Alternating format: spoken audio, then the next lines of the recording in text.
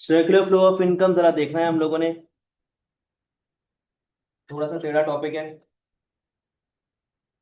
देखिए जब हम लोग सर्कुलर फ्लो ऑफ इनकम की बेटा बात कर रहे होते हैं, सर्कुलर फ्लो ऑफ इनकम हमें पहली बात तो ये बताता है कि जो आपके एग्रीगेट डिमांड का फॉर्मूला है। बेटा आवाज आ रही है आप लोगों को ऑनलाइन? आवाज बताइएगा।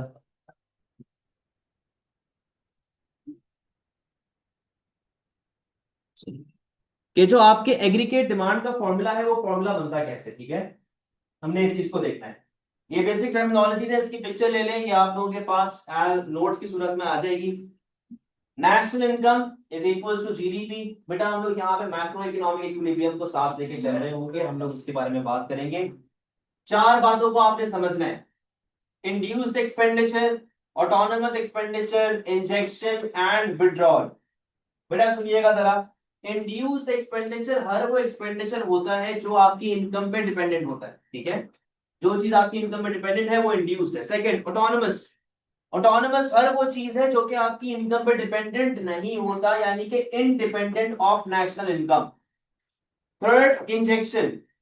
इंजेक्शन हर वो चीज होती है जो आपके मुल्क में इनकम क्रिएट करे, आपके मुल्क में मल्टीप्लायर क्रिएट करे। विड्रॉल हर वो चीज जो आपके मुल्क में ना ही इनकम क्रिएट कर रही हो ना ही मल्टीप्लायर क्रिएट कर रही हो, ठीक है। इसकी मैं एग्जांपल्स अगर आपको दूं। अच्छा, एनीथिंग इन्वेस्टेड इन इकोनॉमी, यहाँ पे एक चीज मैं और ऐड कर रहा हूँ, क्रिएट्स मल्टीप्लायर, ठीक है, क्रिएट्स मल्टीप्लायर और इनकम, ठीक है। तो हर वो चीज जो आपकी कंट्री में इनकम क्रिएट करे। विड्रॉल या लीकेज हर वो चीज जो मुल्क से बाहर जा रहा है, आउटफ्लो ऑफ मनी, या फिर आपके मुल्क में इनकम क्रिएट ना कर रही है। Aggregate demand is equal to C plus I plus G plus X minus M. हम लोग एग्रीगेट डिमांड को यहाँ पर एग्रीगेट एक्सपेंडिचर का नाम दे रहे होंगे, सही है। अब देखो तीन इकोनॉमिक एजेंट्स हैं हमारे पास। वो तीन इकोनॉमिक एजेंट्स कौन कौन से हैं? Consumer, producer and government. अब इन तीन लोगों के आगे पीछे बेटा आपकी पूरी इकोनॉमिक्स घूमती है और अभी घूमती रहेगी, सही है। अब यहां पे देखिएगा बेटा जरा, एक इक्विलिब्रियम का गेम आपको सिखाना है बेटा। Your aggregate expenditure is equals to your income. जितना आप स्पेंडिंग करते हैं, आपने नेशनल इनकम का भी पढ़ा ना, कि नेशनल इनकम के अंदर आप एक्सपेंडिचर मेथड की यूज करते हैं। What is expenditure method? जहां पे सी plus I plus G plus X minus M आपके पास चल रहा होता है। हमने यहाँ पे ये देखना है कि हमारे पास ये फॉर्मूला बनता कैसे है, कि एग्रीगेट डिमांड ड्राइव कैसे होता है और ये कंपोनेंट्स आ कैसे रहे होते हैं, ठीक है। बात सुनो जरा बेटा, ये मैक्रो इकोनॉमिक इक्विलिब्रियम के बारे में लिखा हुआ है। A E is equals to Y. भाई फॉर एग्जाम्पल मैंने इसकी दुकान से 100 रुपए का सामान खरीदा, ठीक है। बीइंग अ कंज्यूमर मेरे लिए क्या है वो? एक्सपेंडिचर। लेकिन बीइंग अ प्रोड्यूसर इसके लिए क्या है वो? इनकम। तो जो मेरा खर्चा है वो मेरे प्रोड्यूसर का क्या होगा? इनकम। अब बात सुनिएगा, हम लोगों ने किस तरीके से बेटा यहाँ पे लेके चलना है। हमने एग्रीगेट एक्सपेंडिचर के कंपोनेंट्स को अलग करना है और हमने इनकम के कंपोनेंट्स को अलग करना है, ठीक है। मैं यहाँ पे कंपोनेंट्स लिखता रहूंगा।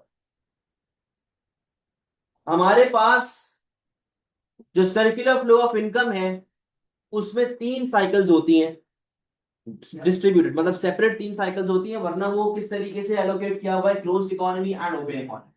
तीनों के बारे में, चारों के बारे में मैं डिटेल में बात करनी है बेटा। बात सुनो, सबसे पहले मैं बात कर रहा हूं two sector closed economy.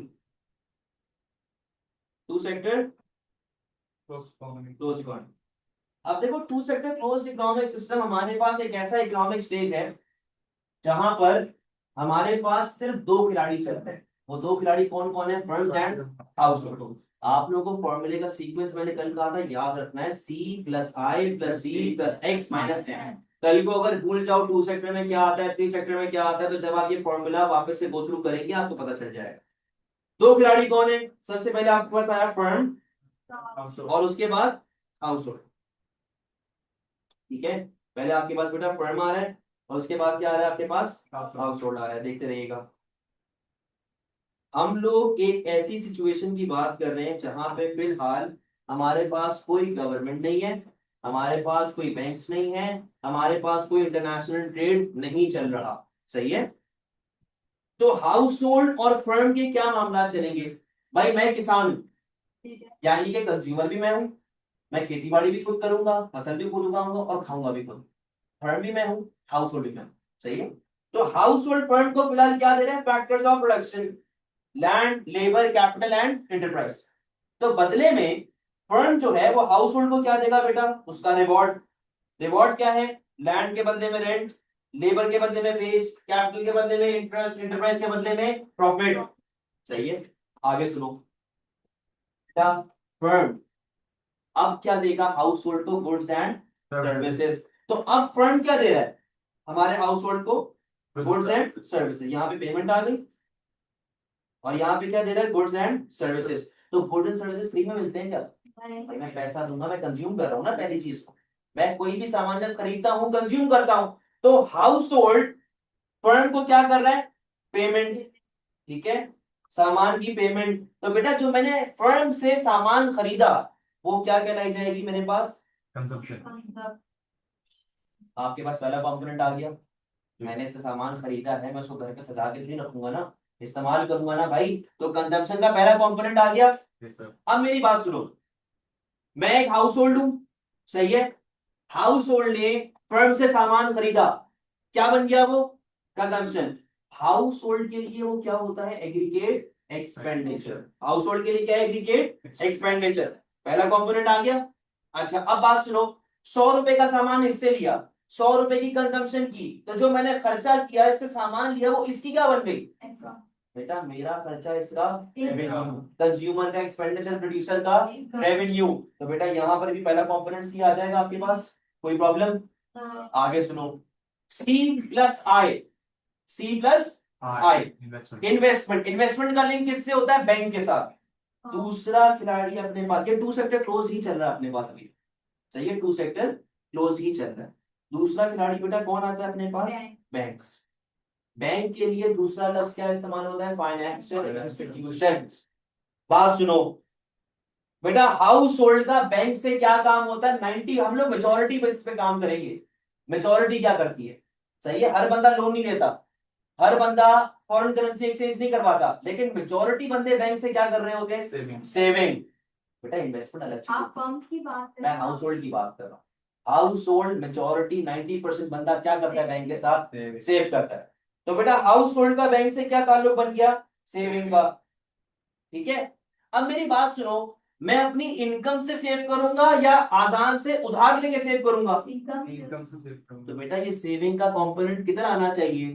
Income में। तो इनकम यानी कि वाई, यहाँ पे क्या आ जाएगा? सेविंग। आगे सुनो, मेजॉरिटी बिजनेसेस बैंक से क्यों ताल्लुक बनाते हैं? क्योंकि उनको लोन चाहिए होता है, उनको इन्वेस्टमेंट करनी होती है। तो फर्म का क्या ताल्लुक बन गया बेटा बैंक के साथ? इन्वेस्टमेंट। और इन्वेस्टमेंट किसका पार्ट है? एग्रीगेट। कोई मसला है यहां तक? कोई मसला, कोई टेंशन यहां तक क्लियर है? समझ गए बातों को? अब आगे सुनो बेटा, नजर आ रहा है आपको? नजर आएगा? आगे सुने, टू सेक्टर क्लोज्ड इकोनॉमी से हम लोग अब कन्वर्ट हो रहे हैं किसके ऊपर? सी प्लस प्लस जी। अब कौन आएगा? गवर्नमेंट। Very good. तो अपने पास नया खिलाड़ी कौन आ रहा है? गवर्नमेंट।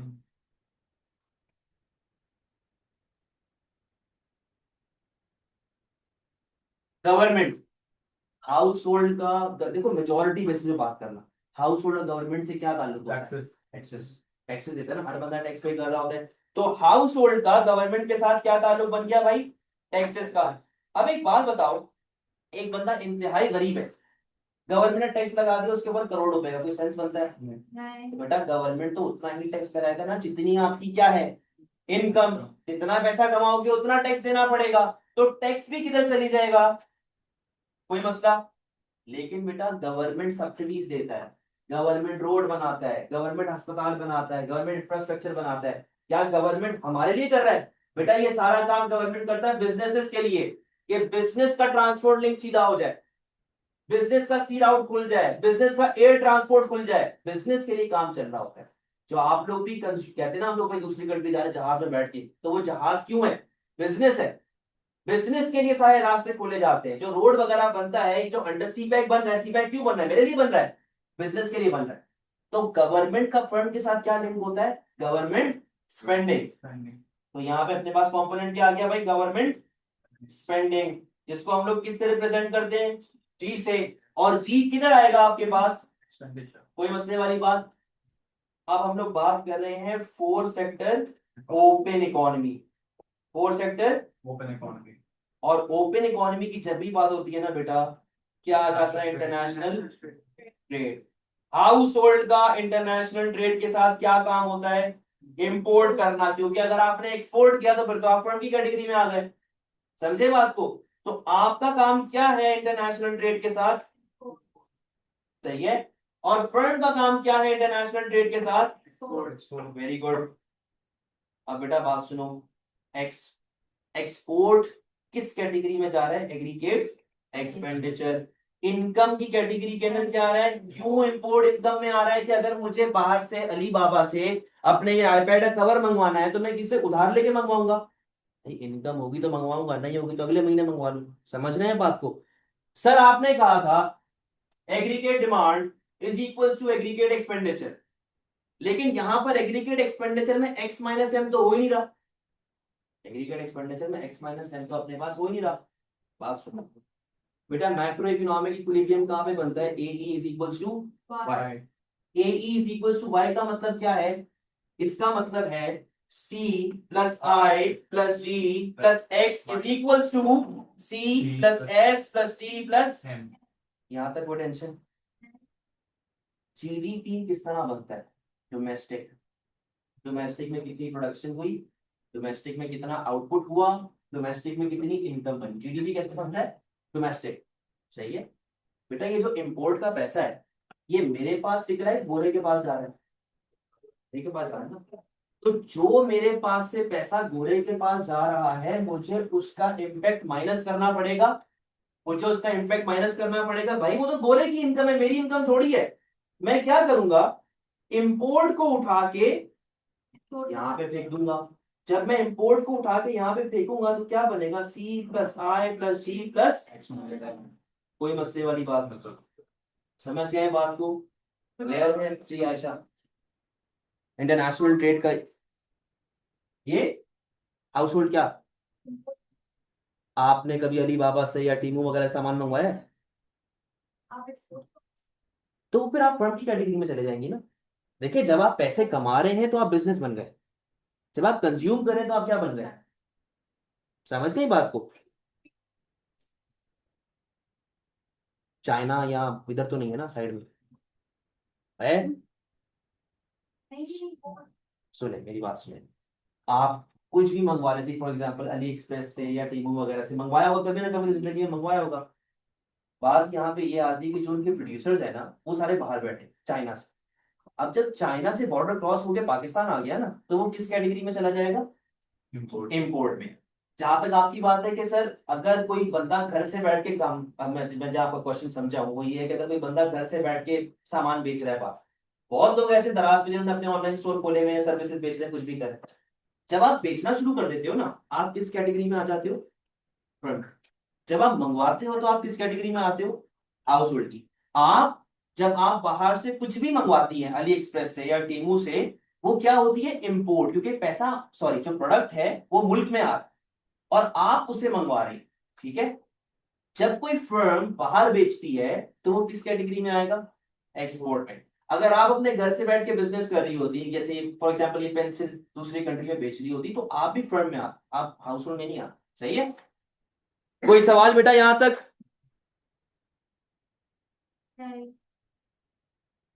हाँ। अब ये एक बड़ा अच्छा क्वेश्चन आया हादिया का कि सर फर्म्स इंपोर्ट करती है रॉ मटेरियल, में उसी बात पे जाने वाला था।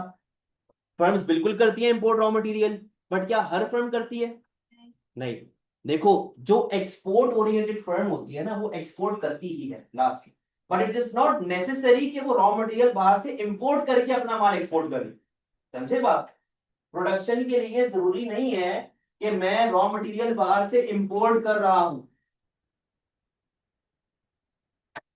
आप वहां चली गई, सर साचिन दे रहे थे क्लास, इतनी बड़ी उनकी दाढ़ी है, मेरा है ही नहीं।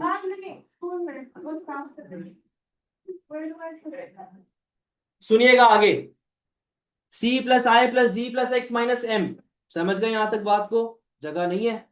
बेटा एक वहां पे बैठ जाओ, एक इधर बैठ जाओ, वहां बैठ जाओ।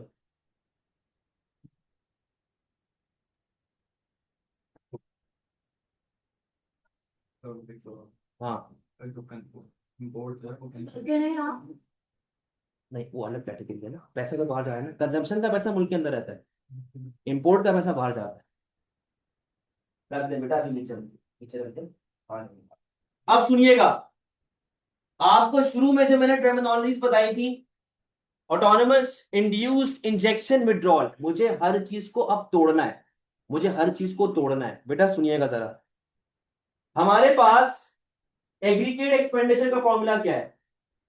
ए is equals to C plus I plus G plus X, सही है, और y is equals to C plus S plus T plus M. अब बात सुनो सर, शुक्रिया। एक एक तरफ इसको देना है, एक तरफ उसको देना है। अब बात सुने, नहीं भी नहीं, बात सुने, एग्रीगेट, सुनो सामने सुनो, aggregate expenditure is equal to C plus I plus G plus X, income is equal to C plus S plus T plus M. बात सुनिएगा, सी को इग्नोर मार दो फिलहाल, सी को छोड़ दो, सी के ऊपर हम लोग अभी बात करते हैं।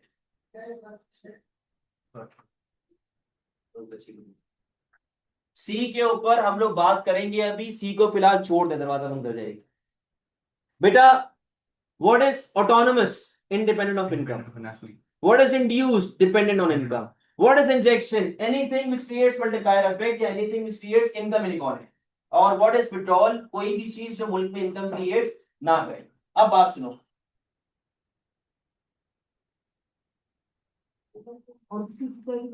भाई ये दावत में नहीं आए हुए हैं, पढ़ने आए हुए, जल्दी दे दो उसको, दे दो। हेडफोन क्यों पहना हुआ तूने? मूवी, इसको लेके जा बाहर।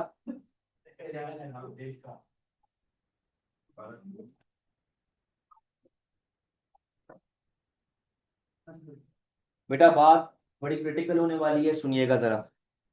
पहले मैं इसकी बात कर रहा हूँ, एग्रीगेट एक्सपेंडिचर, सही है, सी को फिलहाल ड्रॉप करें, इन्वेस्टमेंट के ऊपर आए। इन्वेस्टमेंट क्या है? बिजनेस की इन्वेस्टमेंट यानी कि मशीन कैपिटल, ठीक है भाई। फॉर एग्जांपल ये आईपैड टूट जाता है मेरा, सही है, जब तक आईपैड नहीं होगा मैं काम नहीं कर सकता। आईपैड लेने के लिए क्या मैं उस टाइम पे ये देखूंगा कि मेरे पास पैसे हैं कि नहीं है, या मेरे बच्चों की फीस आई हुई है कि नहीं आई हुई, या मैं फौरन से जाके आईपैड ले आऊंगा? क्योंकि भाई जब तक आईपैड नहीं होगा मैं काम नहीं कर सकता। यानी कि मेरा आईपैड मेरे लिए इन्वेस्टमेंट है, मेरे लिए कैपिटल है।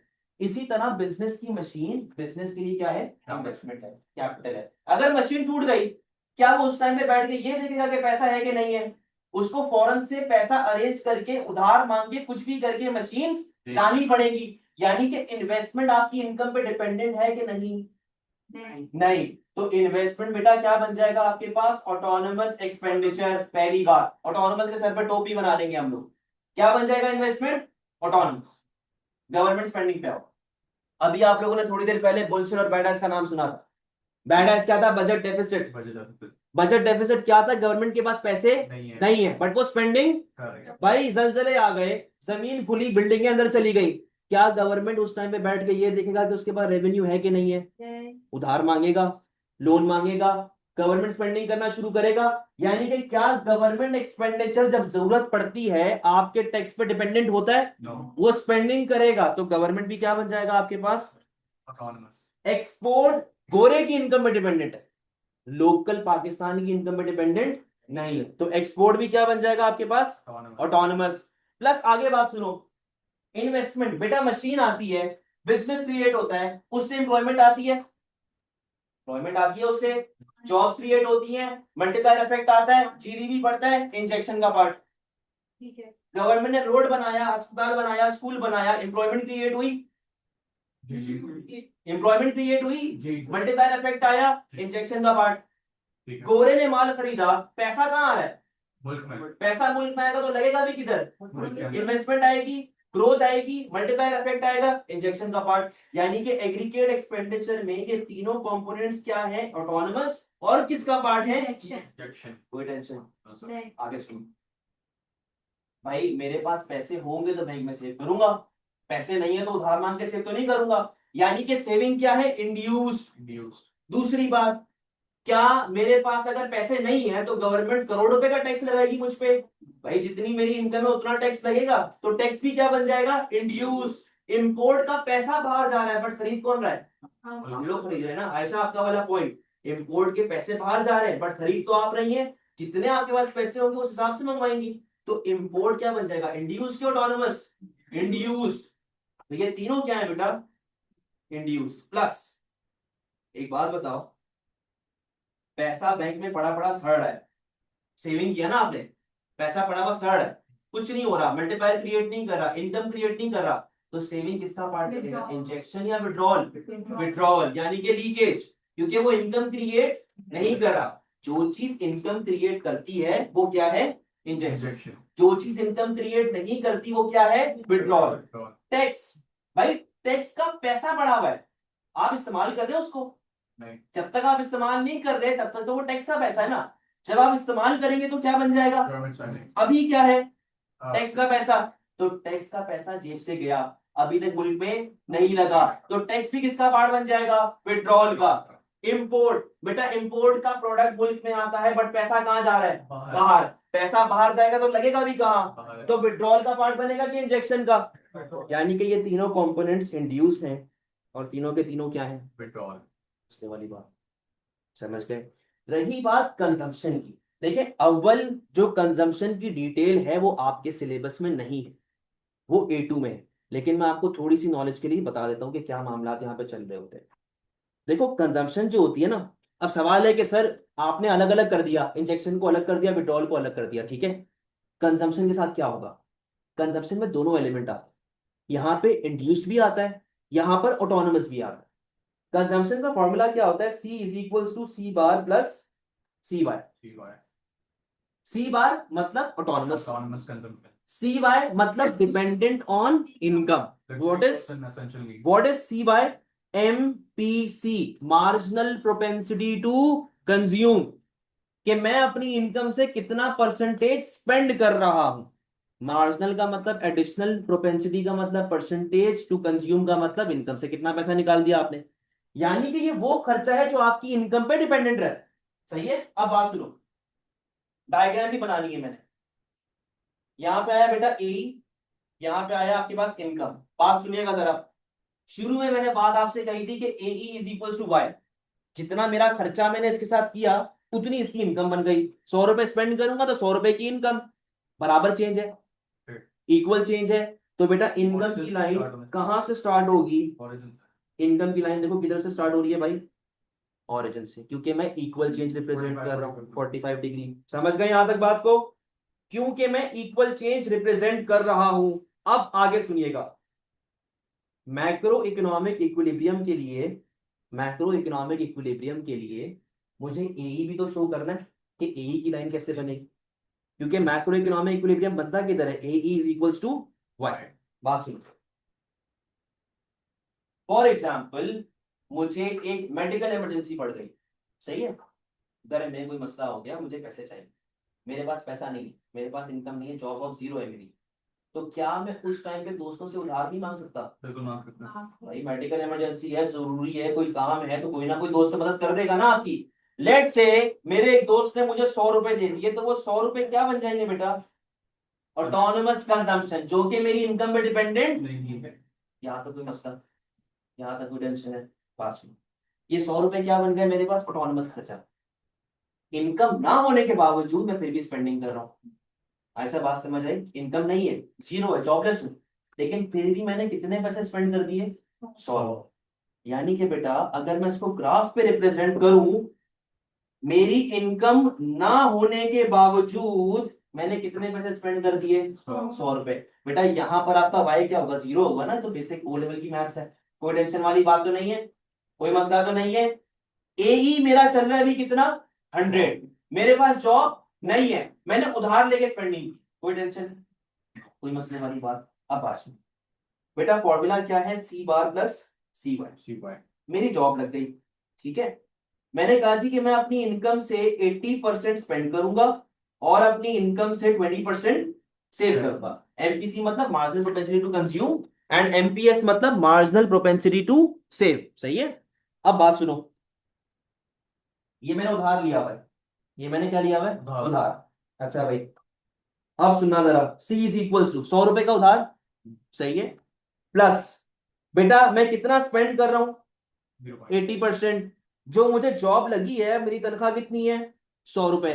तो अब मेरी टोटल कंजप्शन कितनी हो गई, टोटल कंजप्शन कितनी हो गई, 180। टोटल बताओ ना, टोटल कितनी हो गई, 180। आगे सुनो, सी इज इक्वल टू 100 रुपया उधार वाला, 80% जो कि मैं स्पेंड कर रहा हूं, मल्टीप्लाई बाय लेट से मेरी इनकम हो गई है 200 रुपए। अब मेरी स्पेंडिंग क्या हो गई है, 160 + 1 260। समझे बात को। कहने का मकसद क्या है, कहने का मकसद ये है कि जैसे जैसे आपकी कंजम्पशन बढ़ती रहेगी, वैसे वैसे आपका एग्रीगेट एक्सपेंडिचर भी क्या होता रहेगा। तो बेटा एग्रीगेट एक्सपेंडिचर स्टार्ट कहां से हो रहा है, 100 से। जैसे जैसे जॉब लगती रहेगी, एग्रीगेट एक्सपेंडिचर भी क्या होता रहेगा। अब यहाँ पे देखो जरा, आपका एग्रीगेट एक्सपेंडिचर कैसे जा रहे हैं, कोई टेंशन, कोई मसले वाली बात।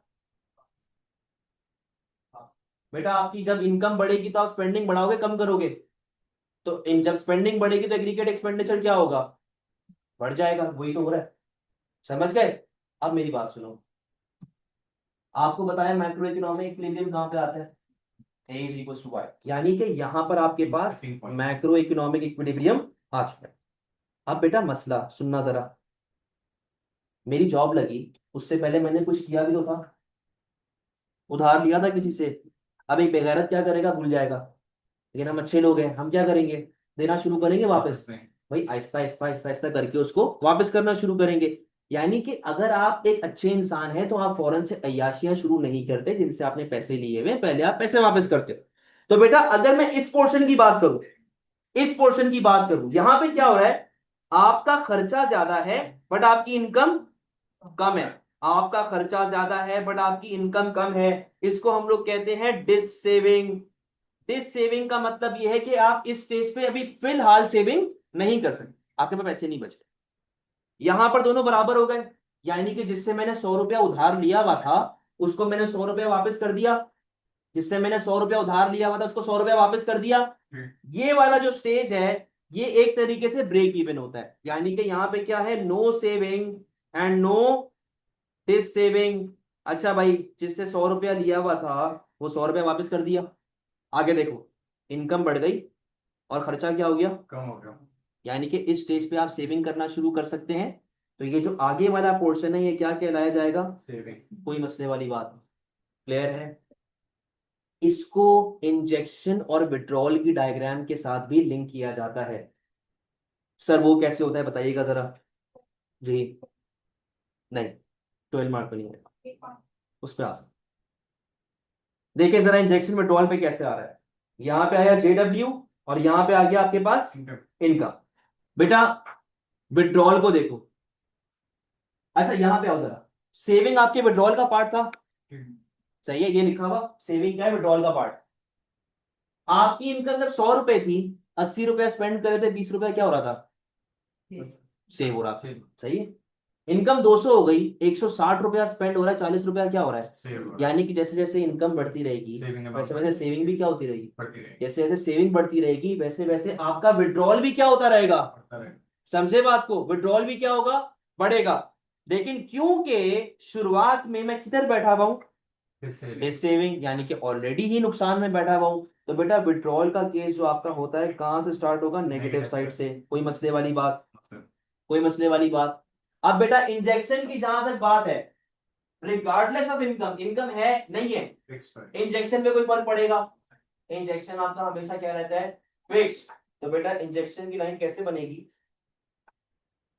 सही है, यहां पर इक्विलिब्रियम आया और ये आपकी इनकम लेवल आ चुकी है। अब अगर कोई मुझसे पूछे कि सर इंजेक्शन की लाइन ऐसे क्यों बनी है, ये देखो ये इंजेक्शन है, सही है, इंजेक्शन, ये आपकी आ गई इनकम। रिगार्डलेस आपकी इनकम बढ़ जाए या आपकी इनकम कम हो जाए, आपके इंजेक्शन पे कोई फर्क पड़ रहा है, इसलिए एक लाइन ऐसे बनती, कोई मसले वाली बात। समझ गए बात को, कोई टेंशन, जी अलीशा कुछ पूछना है, एसेंशियल गुड है, नेसेसिटी है, खरीदना पड़ेगा, नो मैटर। डन, आगे बढ़ू।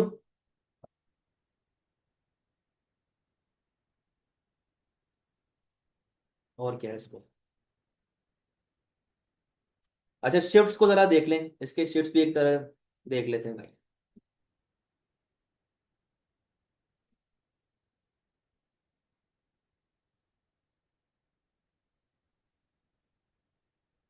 ये बेटा जब वो आपसे पूछेगा सर्कुलर फ्लो ऑफ इनकम का रेफरेंस देगा, या एग्रीगेट एक्सपेंडिचर और इंजेक्शन का देगा रेफरेंस, तब आपको बनाना है।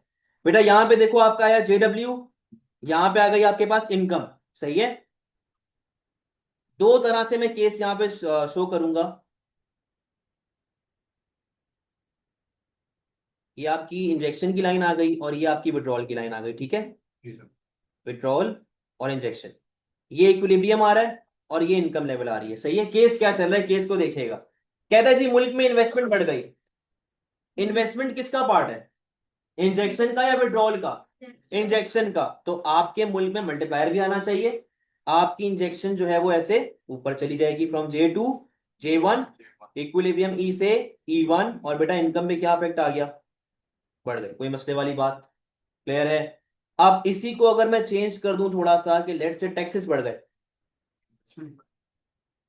टैक्सेस बढ़ गए आपके, तब क्या होगा, विड्रॉल पे इफेक्ट आएगा, इंजेक्शन पे, विड्रॉल पे। विड्रॉल आपके पास बढ़ने चाहिए कम होने चाहिए, बढ़ने चाहिए। अच्छा अब जो आप लोगों का रट्टा होता है पीछे जाएगा क्योंकि इनकम कम हो रही होगी कि सर अपवर्ड स्लोपिंग है, सप्लाई तो राइटवर्ड जाती है बढ़ने पे, तो ये विड्रॉल पे क्या गेम आ रहा है। बेटा अगर मैं रट्टे को लेके चलूं और मैं विड्रॉल राइटवर्ड शिफ्ट मार दूंगा ना, तो आपकी इनकम लेवल बढ़ जाएगी, जो कि टैक्सेस बढ़ने से नहीं होता। हर चीज में रट्टा नहीं चलता, लॉजिकली सोचो चीजों को। तो विड्रॉल जब बढ़ता है तो किस तरफ शिफ्ट मारता है, बैकवर्ड बैकवर्ड्स। बैकवर्ड्स क्यों मार रहा है, क्योंकि ये देखो नया इक्विलिब्रियम इनकम को क्या कर रहा है, थोड़ा समझे बात को। क्लियर है। तो हर चीज में रट्टा नहीं लगता। हाँ अगर वो कहता है विड्रॉल क्या हो रहा है, कम हो रहा है, तब वो राइटवर्ड शिफ्ट करता है। हमने इन दी एंड इससे जज करना है, हमने शिफ्ट से जज नहीं करना कि शिफ्ट में क्या है। क्लियर है बात, समझ गए। अब हम लोग बढ़ेंगे आगे। अच्छा बेटा अभी आप लोगों ने सीख लिया सर्कुलर फ्लो ऑफ इनकम क्या होता है। अब जाहिर सी बात है circular flow of income itself एक बहुत ही लेंदी चैप्टर है, तो 10-15 मिनट में तो उसको सम अप नहीं कर सकते, लेकिन ओवरऑल जो मैंने बेसिक मोटी मोटी बातें थी वो आपके सामने रख दी। अच्छा अब एक टर्म है, इसका नाम है मल्टीप्लायर। सर मल्टीप्लायर क्या होता है। बेटा मल्टीप्लायर का मतलब ये है कि पैसा आपके मुल्क में घूम घूम के कितने लोगों की इनकम क्रिएट कर रहा है। इसका सिंपल सा फॉर्मूला होता है 1/विड्रॉल। सही है। अगर वो कहता है जी कि आपके पास क्लोज्ड इकोनॉमी है विदाउट गवर्नमेंट, तो फॉर्मूला क्या बनेगा 1/S। वो कहता है जी क्लोज्ड इकोनॉमी है विद गवर्नमेंट, तो 1/S+T। कहता है जी ओपन इकोनॉमी है विद ऑल अदर कंपोनेंट्स, तो क्या फॉर्मूला बन जाएगा 1/S+T+M। ये आपका फॉर्मूला बनता है, ठीक है। तो वो आपको ये बता रहा होता है कि पैसा आपके मुल्क में कितनी अमाउंट से घूम रहा है और किस तरह से लोगों के लिए इनकम जनरेट कर रहा है। सही है। अब जाहिर सी बात है बेटा, अगर आपको मल्टीप्लायर अपने मुल्क में बढ़ाना है तो आपको स्पेंडिंग पे फोकस करना पड़ेगा, आपको एक्सपेंशनरी पॉलिसीज़ के ऊपर फोकस करना पड़ेगा। जो आप लोगों ने पीछे वीडियो में देखा था, एक्सपेंशनरी पॉलिसीज़ मैंने बताई थी, कॉन्ट्रैक्शनरी पॉलिसीज़ बताई थी, सारी चीज़ें बताई थी। बेटा वो पूरा AS वाला यहीं पे रिपीट हो रहा है, बट बेसिक फ़र्क यहाँ पे क्या है, बेसिक फ़र्क यहाँ पे ये है कि आपको A2 की टर्मिनोलॉजीज यूज़ करनी है। किस तरह यूज़ करते हैं मैं आपको अभी सिखाता हूँ। अच्छा एक्सेलरेटर इफेक्ट क्या होता है। एक्सेलरेटर इफेक्ट जनरल थ्योरी है, इसको आप लोगों ने पढ़ लेना है, नोट्स मैंने डाले हुए हैं अपने डिस्क्रिप्शन में। एक्सेलरेटर इफेक्ट ऐसी थ्योरी है जो कहती है कि भाई in order to increase investment, हमारा इंटरेस्ट से ताल्लुक नहीं होता, हमारा ताल्लुक किससे होता है, GDP से। किससे ताल्लुक है, GDP से। कि अगर एग्रीगेट डिमांड बढ़ेगी तो प्रोड्यूसर्स जो हैं वो ज़्यादा इन्वेस्ट करेंगे, ज़्यादा बिजनेसेस को ग्रो करवाने के लिए। तो इसका ताल्लुक जो है GDP से है, इसका ताल्लुक नेशनल इनकम से। सही है। ये हमारा एक्सेलरेटर इफेक्ट होता है। एक्सेलरेटर इफेक्ट क्यों होता है, एक्सेलरेटर इफेक्ट कैसे होता है, इसको बेटा काइंडली पढ़ लीजिएगा। बेसिक सी थ्योरी, इतनी कोई मुश्किल चीज़ नहीं है। अच्छा अब ये वही इन्फ्लेशन जो आप लोगों ने इफेक्ट्स ऑफ इन्फ्लेशन अभी लास्ट किया हुआ है, गो थ्रू किया था, causes of inflation, demand pull, cost push, monetary वगैरह, ये सारा AS वाला ही यहाँ पे चल रहा है और मैं यही पढ़ाता हूँ A2 में भी। लेकिन जब हम लोग पॉलिसीज़ की बात करते हैं, हम लोग जब बेटा पॉलिसीज़ की बात करने जाएंगे तो हम लोग बात करना शुरू करेंगे A2 टर्मिनोलॉजीज़ की। सही है। उसके ऊपर अभी जाते हैं, एक नया टॉपिक आ गया MEC, marginal efficiency of capital. ये भी बड़ा बेकार सा टॉपिक है। इसके अंदर हम लोग एक कंपैरिजन लेके चल रहे होते हैं। वो कंपैरिजन क्या होता है कि यार जब हम लोग कोई भी इन्वेस्टमेंट करने जाते हैं, जब हम लोग कोई भी मशीन वगैरह या कुछ लेके आते हैं, तो हमें ये देखना पड़ता है कि जो मैं मशीन लेके आ रहा हूँ वो मेरा आउटपुट कितने से इंक्रीज़ करेगी, ठीक है, और मुझे उस पर इंटरेस्ट कितना पे करना पड़ रहा है। जैसे कि फॉर एग्जांपल अगर मैं मशीन लेके आता हूँ जो कि मेरा आउटपुट 10% से बढ़ा देती है और मैं इंटरेस्ट साल का पे कर रहा हूँ 8%, तो बेटा मुझे इन दी एंड 2% का तो फ़ायदा हो रहा है ना, तो मुझे ये मशीन एम्प्लॉय कर लेनी चाहिए। सही है? इस तरीके से काम कर रहा होता है। लेकिन अगर आपकी इंटरेस्ट ज़्यादा होता है, रिटर्न कम होता है, आपको लॉस होता है, तो आपको उस टाइम पे मशीन नहीं लगानी चाहिए। सही है? अच्छा, ये लिंक चल रहा है, other factors which lead to investment, shift in investment, productivity होती है, चेंजेस इन टेक्नोलॉजी होती है, एक्सपेक्टेशन होता है, लॉ एंड ऑर्डर होता है, तो बेटा इन सबसे आपके पास इन्वेस्टमेंट में शिफ्ट आ रहा होता है। Deflationary gap and Keynesian school of thought. देखो, केन्जियन और मोनेटरिस्ट ये दो बाबे हमारे पास चल रहे हैं और ये दो बाबों की अलग अलग अप्रोच है। केन्जियन कहता है कि यार गवर्नमेंट का इन्वॉल्वमेंट बहुत ज़रूरी है, मोनेटरिस्ट कहता है यार गवर्नमेंट आएगी तो मार्केट की फ्रीडम चली जाएगी। केन्जियन फोकस करता है जो अपनी फिजिकल पॉलिसी है ज़्यादातर उस पर, क्योंकि यहाँ पे गवर्नमेंट की इन्वॉल्वमेंट बहुत ज़्यादा है। मोनेटरिस्ट कहता है जी मार्केट को अपने हाल पे छोड़ दें, डिमांड सप्लाई के फोर्सेस पे छोड़ दें, मॉनेटरी पॉलिसी इंप्लीमेंट कर लें, तो मार्केट जो है वो अपने आप को सीधा कर लेगी। अब केन्जियन में प्रॉब्लम आती है, मतलब फिजिकल पॉलिसी का एक ड्रॉबैक है क्राउडिंग आउट, और मॉनेटरी पॉलिसी का एक ड्रॉबैक है लिक्विडिटी ट्रैप। इनके बारे में हम लोगों ने भी बात करनी है। डिफ्लेशनी गैप बेटा आप ऑलरेडी समझ चुके हो लास्ट क्लास में क्या डिफ्लेशनी गैप होता है। बट यहाँ पर अगर मैं इसको रिप्रेजेंट करूँ A2 की डायग्राम से, तो A2 की डायग्राम में देखो बेटा डेरिवेशन शो करनी पड़ती है आपको। यहाँ पे आया AE, यहाँ पे आ गया Y, इधर आया JW यानी कि इंजेक्शन विड्रॉल, यहाँ पे आ गई इनकम आपके पास। सही है? तो देखें भाई, ये इनकम लेवल आ रही है, ये आपका एग्रीगेट एक्सपेंडिचर आ रहा है, इधर आ रही है आपके पास इक्विलिब्रियम E, और ये आ रहा है आपके पास GDP लेवल Y। ये करंटली आपके मुल्क में ये इनकम लेवल चल रही है। सही है? अगर मैं इसको इंजेक्शन विड्रॉल के साथ भी लिंक कर दूं तो बेटा ये आपका विड्रॉल का पार्ट आ गया और ये आपके इंजेक्शन का पार्ट आ गया। सही है? ये आपका जो है बेटा विड्रॉल का पार्ट आ गया और ये आपके इंजेक्शन का पार्ट आ गया बेटा, यहाँ पे आ रहा है इक्विलिब्रियम E। ठीक है? देखो, ये मेरा एक्चुअल पॉइंट है जहाँ पे मैं करंट प्रोडक्शन कर रहा हूँ, लेकिन मेरी जो औकात है, जो मेरा पोटेंशियल है, वो आगे है।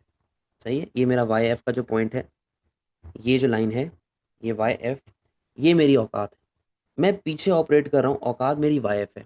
तो बेटा यहाँ पे देखिए ज़रा नीचे, यही चीज़ मैंने शो की हुई है। तो आपके पास डिफ्लेशनरी गैप का जो एरिया है ना बेटा, ये हमेशा एक वर्टिकल डिस्टेंस होता है, ये डिफ्लेशनरी गैप का एरिया है।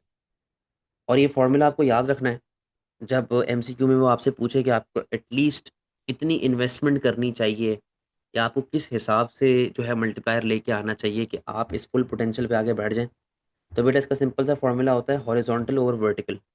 हॉरिजॉन्टल यानी कि ये वाली लाइन ओवर वर्टिकल लाइन। इतने यहाँ से आपको मल्टीप्लायर का रेट आना चाहिए, तब जाके आपके पास इनकम जो है वो आपके पोटेंशियल पे लेके जाएगी। आउटपुट गैप्स क्या होते हैं बेटा? आउटपुट गैप्स को ज़रा समझो। देखो, ये आपकी पोटेंशियल लाइन आ रही है, सही है, और ये आपका एक्चुअल है, कभी अच्छा है कभी बुरा है, इस तरीके से चल रहा है।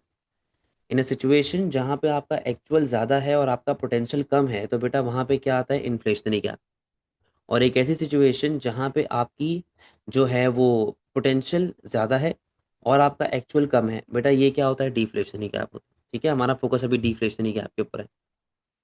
अच्छा भाई, नेगेटिव और पॉजिटिव आउटपुट गैप को इस तरह भी रिप्रेजेंट किया जा रहा है। नेगेटिव को इस तरह समझ लें कि आप डिफ्लेशनरी गैप की बात करें, पॉजिटिव को इस तरह समझ लें कि आप इन्फ्लेशनरी गैप की बात करें। आपका एक्चुअल पीछे है और आपका पोटेंशियल आगे है, तो बेटा ये क्या बन जाएगा? Negative output gap. आपका पोटेंशियल पीछे है बट आपका एक्चुअल आगे है, तो ये क्या बन जाएगा बेटे? पॉजिटिव आउटपुट गैप, यानी कि इन्फ्लेशन वाला केस। अच्छा जी, तो हमने डिफ्लेशनरी गैप को रिजॉल्व करना है। सही है? किस तरीके से रिजॉल्व करेंगे? Expansionary fiscal policy. सारी वही चीज़ है भाई, कोई नई चीज़ नहीं है इसके अंदर। बस आपने A2 की टर्मिनोलॉजीज यूज़ करनी है। टैक्सेस की जगह पे आप टर्म लिखेंगे marginal rate of tax, MRT। Sorry, MRT नहीं, MPT, मार्जिनल प्रोपेंसिटी टू पे टैक्स। कि आप अपनी इनकम में से कितना एडिशनल टैक्स की सूरत में पे कर। अब यहाँ पे मैथमेटिकल एग्जांपल दो कि जी फॉर एग्जांपल गवर्नमेंट ने 10% टैक्स लगाया हुआ था, तो हमारी इनकम जो है वो महीने की 90% बचती थी। मैं उस 90% में से MPS यानी कि स्पेंडिंग सेविंग कर रहा था, और मैं MPC यानी कि उस 90% में से ही मैं स्पेंडिंग कर रहा था, कंजम्पशन कर रहा था। गवर्नमेंट ने टैक्स का रेट कम करके कर दिया बेटा 5%। जब गवर्नमेंट 5% कर देगी, तो उससे बेटा आपका MPS जो है और MPC जो है, ये दोनों अफेक्ट होंगे। और अगर देखा जाए तो आपका एमपीसी पहले के मुकाबले में बढ़ जाएगा। एमपीसी जब बेटा पहले के मुकाबले में बढ़ेगा तो उससे क्या आना शुरू हो जाएगा आपके मुल्क में, मल्टीप्लायर। क्या आ जाएगा? मल्टीप्लायर। इस तरह एक्सप्लेन कर। बाकी सारी चीज़ें सेम है, कुछ नई चीज़ नहीं है। इस तरह से आपने एक्सप्लेन कर। गवर्नमेंट स्पेंडिंग की जब आप बात करते हैं तो आप बोलें G government spending is an autonomous expenditure, और जी ये इंजेक्शन का पार्ट होता है, और ये आपके मुल्क में शिफ्ट क्रिएट करता है। तो एग्जांपल दे दो कि भाई गवर्नमेंट ने लेट से 500 मिलियन की इंजेक्शन फेंक दी है, यहाँ पे 100 मिलियन लिखा हुआ है, आप 100 लिख दो। इससे क्या होता है बेटा, आपका जो पोटेंशियल पॉइंट है वो बढ़ जाता है। पोटेंशियल पॉइंट आपका बढ़ना शुरू हो जाता है, ठीक है। तो वो फिर ऐसे ऊपर एक पोटेंशियल नहीं, सॉरी, एक्चुअल पॉइंट बढ़ना शुरू हो जाता है, फिर वो शिफ्ट मारता है। अच्छा, अब ज़रा हम लोग बात कर लेते हैं इसके ड्रॉबैक्स की, जो कि आपके पास आता है। एक सेकंड में ज़रा ड्रॉबैक्स अपने पास खोल लूँ।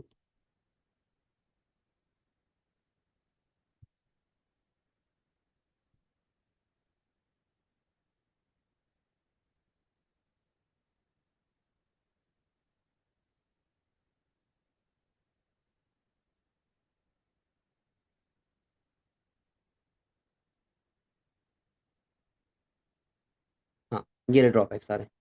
ये वहाँ पर हैं कि नहीं है? हाँ सही है, ये ड्रॉबैक्स आ गए सारे।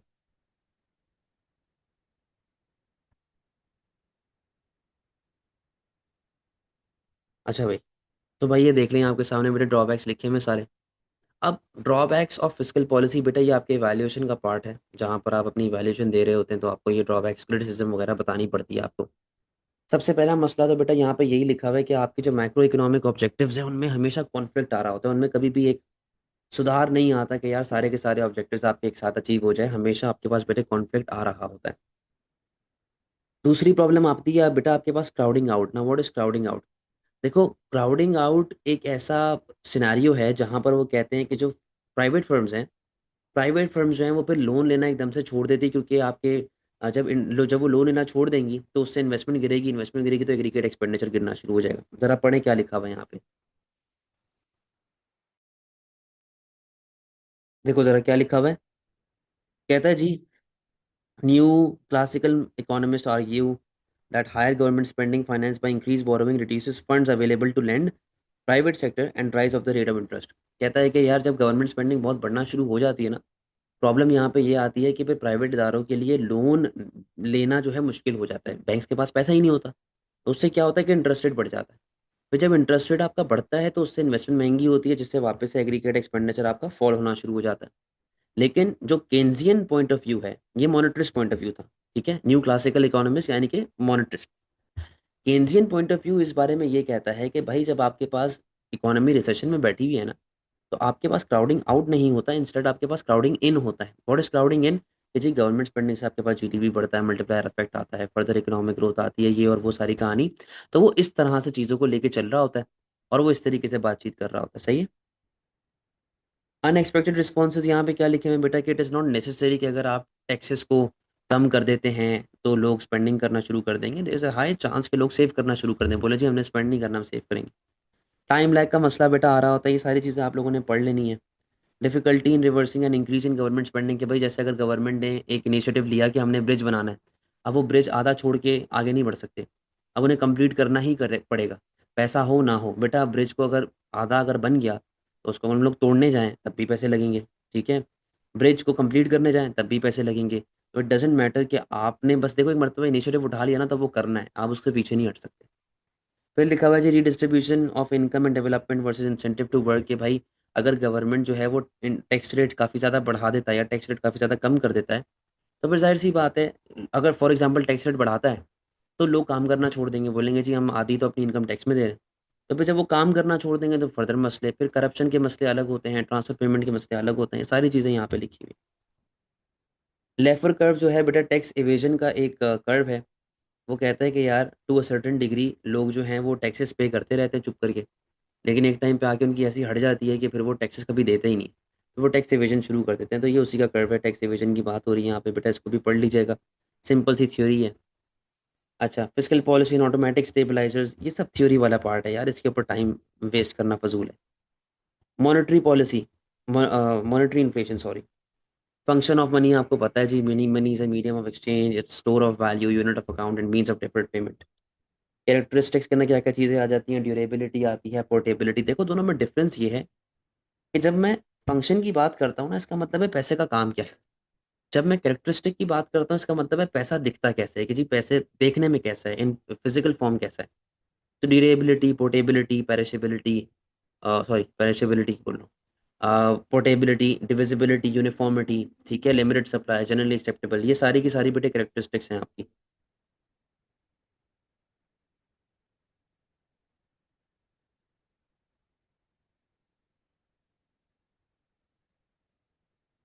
अच्छा। Difference between central bank and commercial bank, बेटा बड़ी जनरल सी चीज़ है। सेंट्रल बैंक जो होता है वो गवर्नमेंट ओन्ड बैंक होता है, स्टेट बैंक ऑफ पाकिस्तान जैसे कि हमारे पास एग्जांपल है। कमर्शियल बैंक जो आपका होता है ना बेटा, वो प्राइवेटली ओन्ड बैंक्स होते हैं, इस तरह एचबीएल, मीज़ान वगैरह और ये सारे। हमारा फोकस है लिक्विडिटी प्रेफरेंस को समझना, यानी कि मनी डिमांड को समझना। देखो मनी डिमांड जो होती है ना, वो तीन चीज़ों से मिलके बनती है। एक होती है ट्रांजैक्शन, एक होती है प्रिकॉशन, एक होती है स्पेकुलेशन। इन तीनों को जब मैं सम अप करता हूँ तो बेटा क्या बन जाता है, लिक्विडिटी प्रेफरेंस यानी कि मनी डिमांड। ना व्हाट इज मनी डिमांड? ये केन्जियन मॉडल है। केन्जियन मॉडल ये बात कहता है कि यार ट्रांजैक्शन, देखो जब आपके पास आप पैसे कमाना शुरू करते हैं ना, आप पैसों को एलोकेट करते हैं कि यार इतना पैसा जो है मैं अपने घर के खर्चे के लिए निकाल रहा हूँ, इतना पैसा मैं अपनी अय्याशियों के लिए निकाल रहा हूँ, इतना पैसा मैं सेविंग के लिए निकाल रहा हूँ। इस तरीके से हम लोग एलोकेट करते हैं ना।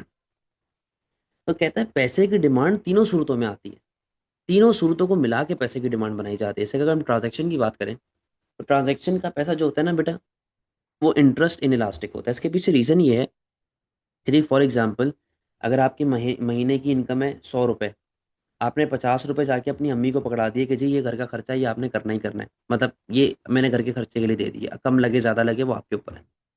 तो अब ये 50 रुपये जो मैंने घर के खर्चे के लिए निकाल दिया ना बेटा, मैं इसको कभी सेव नहीं करूंगा। ये क्या होता है, ट्रांजेक्शन का पैसा। यानी कि 10%, 20%, 30% इंटरेस्ट मुझे इसके अंदर मोटिवेट नहीं करेगा कि मैं बैंक में जाके सेव करूँ और भूखा रह लूँ पूरा महीना, ठीक है। तो 50 रुपये हो गए साइड में।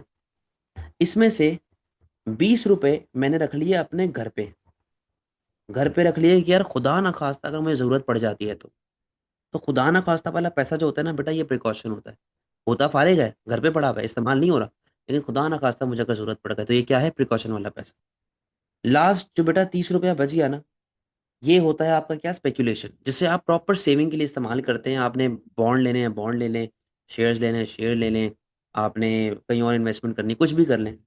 तो ये इलास्टिक होता है क्योंकि ये इंटरेस्ट है काफ़ी ज़्यादा इन्फ्लुएंस हो रहा होता है, तभी बेटा आपकी जो मनी डिमांड है ऐसे बन रही होती है। इसको लिक्विडिटी प्रेफरेंस भी कहते हैं। ये पूरी थ्योरी लिखी हुई है, ट्रांजैक्शन प्रिकॉशन और वो सारी, ठीक है। अब सवाल ये कि सर मॉनेटरी इन्फ्लेशन आती कैसे है? मॉनेटरी इन्फ्लेशन आती है बेटा जब आपके मुल्क में मनी सप्लाई बढ़ जाती है, और ये डिफरेंट तरीकों से हो सकता है। Quantitative easing is one of the methods, जहाँ पे आप बेटा मनी सप्लाई को बढ़ाते हैं। होता ये है कि गवर्नमेंट जो है वो बॉन्ड्स बाय कर लेती है आवाम से, बैंक से। आवाम का जब मैं यहाँ पे बात कर रहा हूँ तो इसका मतलब है कमर्शियल बैंक्स वगैरह से। यहाँ से जो सेंट्रल बैंक है वो बॉन्ड बाय कर लेती है। जब वो बॉन्ड बाय करेगी तो बेटा मुल्क में मनी सप्लाई आ जाएगी। जाहिर सी बात है, बॉन्ड कहाँ चला गया, गवर्नमेंट के पास। पैसा कहाँ चला गया, लोगों के पास, आवाम के पास।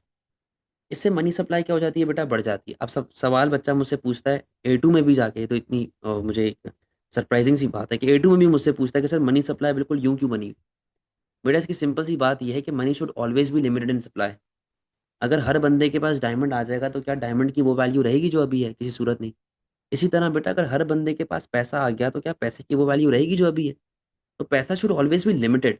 फिर वो पैसा रिवॉल्व होता है, घूमता है, लोगों की इनकम क्रिएट होती है, तब जाके फिर वो अलग गेम बन जाता है मल्टीप्लायर का। वरना पैसा तो एक लिमिटेड अमाउंट में ही आता है मुल्क में। ऐसा नहीं कि हम लोग पैसा प्रिंट कर करके जो है पाकिस्तान का कर्जा उतार दे, इस तरह नहीं होता। तो खैर, आपका मनी सप्लाई बेटा बढ़ गई, ठीक है। जब आपकी मनी सप्लाई बढ़ जाती है तो उससे आपका रेट ऑफ इंटरेस्ट फॉल होता है। तो जब रेट ऑफ इंटरेस्ट फॉल होता है तो जाहिर सी बात है बेटा, इंटरेस्ट की अगर परसेंटेज गिर रही है तो आपकी सेविंग भी गिरेगी, आपकी कंजम्पशन भी बढ़ेगी, आपकी इन्वेस्टमेंट भी बढ़ेगी, और आपका बेटा ओवरऑल एग्रीगेट एक्सपेंडिचर क्या हो जाएगा, बढ़ना शुरू हो जाएगा। ये गेम हमारे पास चल रहा होता है। एग्रीगेट एक्सपेंडिचर की देख लो, मैंने बढ़ा के दिखा दिया डायग्राम में। एग्रीगेट एक्सपेंडिचर राइटवर्ड जाएगा, ऊपर की तरफ जाएगा। सॉरी, राइटवर्ड नहीं, ऊपर की तरफ जाएगा, अपवर्ड। और आपका इंजेक्शन जो है वो भी बढ़ना शुरू हो जाएगा, सही है। और भी तरीके बताए मैं किस तरीके से आपके पास मनी सप्लाई बढ़ सकती है। यहाँ पे लिखा हुआ है ओपन मार्केट ऑपरेशंस के बारे में, जो मैंने आपको भी बताया। चेंजेस इन लिक्विडिटी रेशियो की, जी गवर्नमेंट ने कहा कि आपने एट अ टाइम, बैंक्स को बोला कि एट अ टाइम आपने इतना पैसा अपने पास रखना ही रखना है, सही है। तो जब एट अ टाइम आपने इतना पैसा रखना ही रखना है, यानी कि आपको वो पैसा मेंटेन करना है। जब आप वो पैसा मेंटेन करने जाएंगे बेटा, तो फिर यहाँ पे कहानी हमारे पास क्या बनती है। अगर तो गवर्नमेंट ने वो लिमिट कम कर दी तो मुल्क में पैसा कम आएगा, तो मनी सप्लाई कम हो जाएगी। अगर वो लिमिट जो है वो, सॉरी, बढ़ा दी। अगर तो लिमिट बढ़ा दी, यानी कि पहले आप 100 रुपये रख सकते थे, ठीक है। क्या बोल रहा हूँ यार, मैं वापस से सुनो। भाई गवर्नमेंट ने कहा कि पहले आपके पास 100 रुपये अमाउंट होनी चाहिए बैंक में हर वक्त ना। अगर गवर्नमेंट ने लिमिट कम कर दी, यानी कि कहा कि चलो आप 80 रुपये रख लो, 100 रुपये मत रखना, तो इसका मतलब है कि जो बैंक्स हैं वो 20 रुपये और लोन की सूरत में दे सकते हैं। तो उससे इन्वेस्टमेंट बढ़ती है, मनी सप्लाई बढ़ जाती है। लेकिन अगर गवर्नमेंट वो लिमिट को इंक्रीज कर देती है, यानी कि 100 रुपये की लिमिट होती थी पहले, अब गवर्नमेंट ने कहा जी 120 रुपये रखें, तो बैंक्स को एक्स्ट्रा 20 रुपये रखने पड़ेंगे, जो वो पहले लोन की सूरत में दे सकते थे अब नहीं दे सकते। तो इससे मुल्क में मनी सप्लाई क्या हो जाती है, कम हो जाती है। फिर changes in the life of bond और रिजर्व रेशो रिक्वायरमेंट वगैरह। लोनेबल फंड्स थ्योरी बड़ी सिंपल सी एक चीज़ है। ये demand and supply of loan पे डिपेंड करती है कि अगर डिमांड फॉर लोन बढ़ जाती है तो बेटा जाहिर सी बात है इंटरेस्ट रेट बढ़ेगा। अगर सप्लाई ऑफ लोन बढ़ जाता है तो बेटा इससे आपका इंटरेस्ट रेट जो है वो फॉल हो जाएगा। ये बेसिक सी कहानी आपके पास चल रही होती है। लिक्विडिटी ट्रैप, लिक्विडिटी ट्रैप के ऊपर आएगा। लिक्विडिटी ट्रैप एक ड्रॉबैक है हमारी मॉनेटरी मॉनेटरी पॉलिसी एक तरीके से, अगर मैं बात करूँ इसकी मनी सप्लाई बढ़ाने की। देखिए मनी सप्लाई बढ़ाने से आपका इंटरेस्ट रेट कम होता रहता है, लेकिन केन्जियन ने ये पॉइंट रेज किया कि भाई आप आखिर कब तक इंटरेस्ट रेट कम करते रहेंगे। कभी ना कभी तो आपकी हालत ख़राब होगी ना, आप आखिर कब तक इंटरेस्ट रेट गिराते रहोगे भाई। तो यहाँ पे जब एक कॉन्सेप्ट आता है कि यार it is impossible to further lower the interest rate, उसे हम लोग क्या कहते हैं, लिक्विडिटी ट्रैप।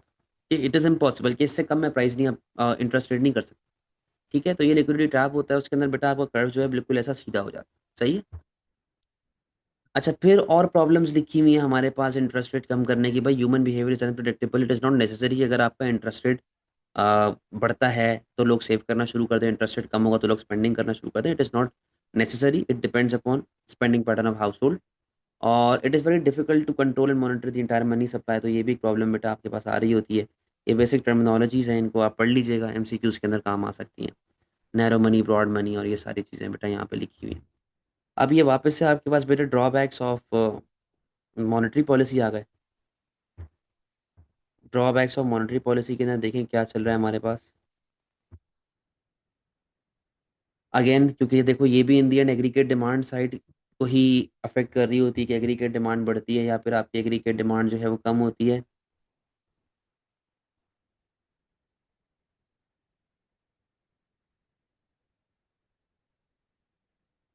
आपकी जो है वो एग्रीगेट डिमांड पे जो है वो अफेक्ट आ रहा होता है। ठीक है, आपके पास टाइम लैग वाले मसले आ रहे होते हैं। सही है।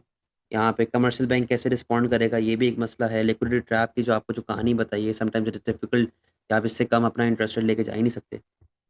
और दूसरी कंट्रीज में क्या मामला चल रहे हैं, जैसे कि भाई पाकिस्तान जो है, क्या वो पाकिस्तान में एक बंदा जो बैठा हुआ है क्या वो चाइना से लोन नहीं ले सकता? क्या ले सकता है, अगर उसका वहाँ पे बैंक अकाउंट है तो, वहाँ पे उसके ताल्लुकात है तो हो सकता है कि जैसे अगर चाइना में इंटरेस्ट रेट कम है, मैं वहाँ से लोन ले आऊँ भाई। सही है। तो इट इज़ नॉट नेसेसरी कि अगर आप इंटरेस्ट रेट बढ़ा देंगे तो लोग आपके मुल्क में स्पेंडिंग करना ही छोड़ देंगे। अनएक्सपेक्टेड रिस्पॉन्सेज बेटा आपको यहाँ पे बताए हुए हैं। डिमांड एंड सप्लाई शॉक्स के बारे में आपको बताया हुआ है, ये भी प्रॉब्लम आ सकती है। Mobility of financial investment coordination वगैरह, ये सारे बेटा पढ़ने वाले ड्रॉबैक्स हैं। आपकी वैल्यूएशन में आपके काम आएंगे, तो ये आपने पढ़ने हैं। सही है। इन्फ्लेशनरी गैप हम लोग पीछे पढ़ चुके हैं, सारी बातें वही है, कोई नई चीज़ नहीं है एक्सेप्ट फॉर A2 की टर्मिनोलॉजीज। अब देखो डिफ्लेशनरी के अंदर आपका पोटेंशियल आगे होता था और इन्फ्लेशनरी में बेटा आपका पोटेंशियल जो है वो पीछे होता है। सही है, और कोई डिफरेंस नहीं है।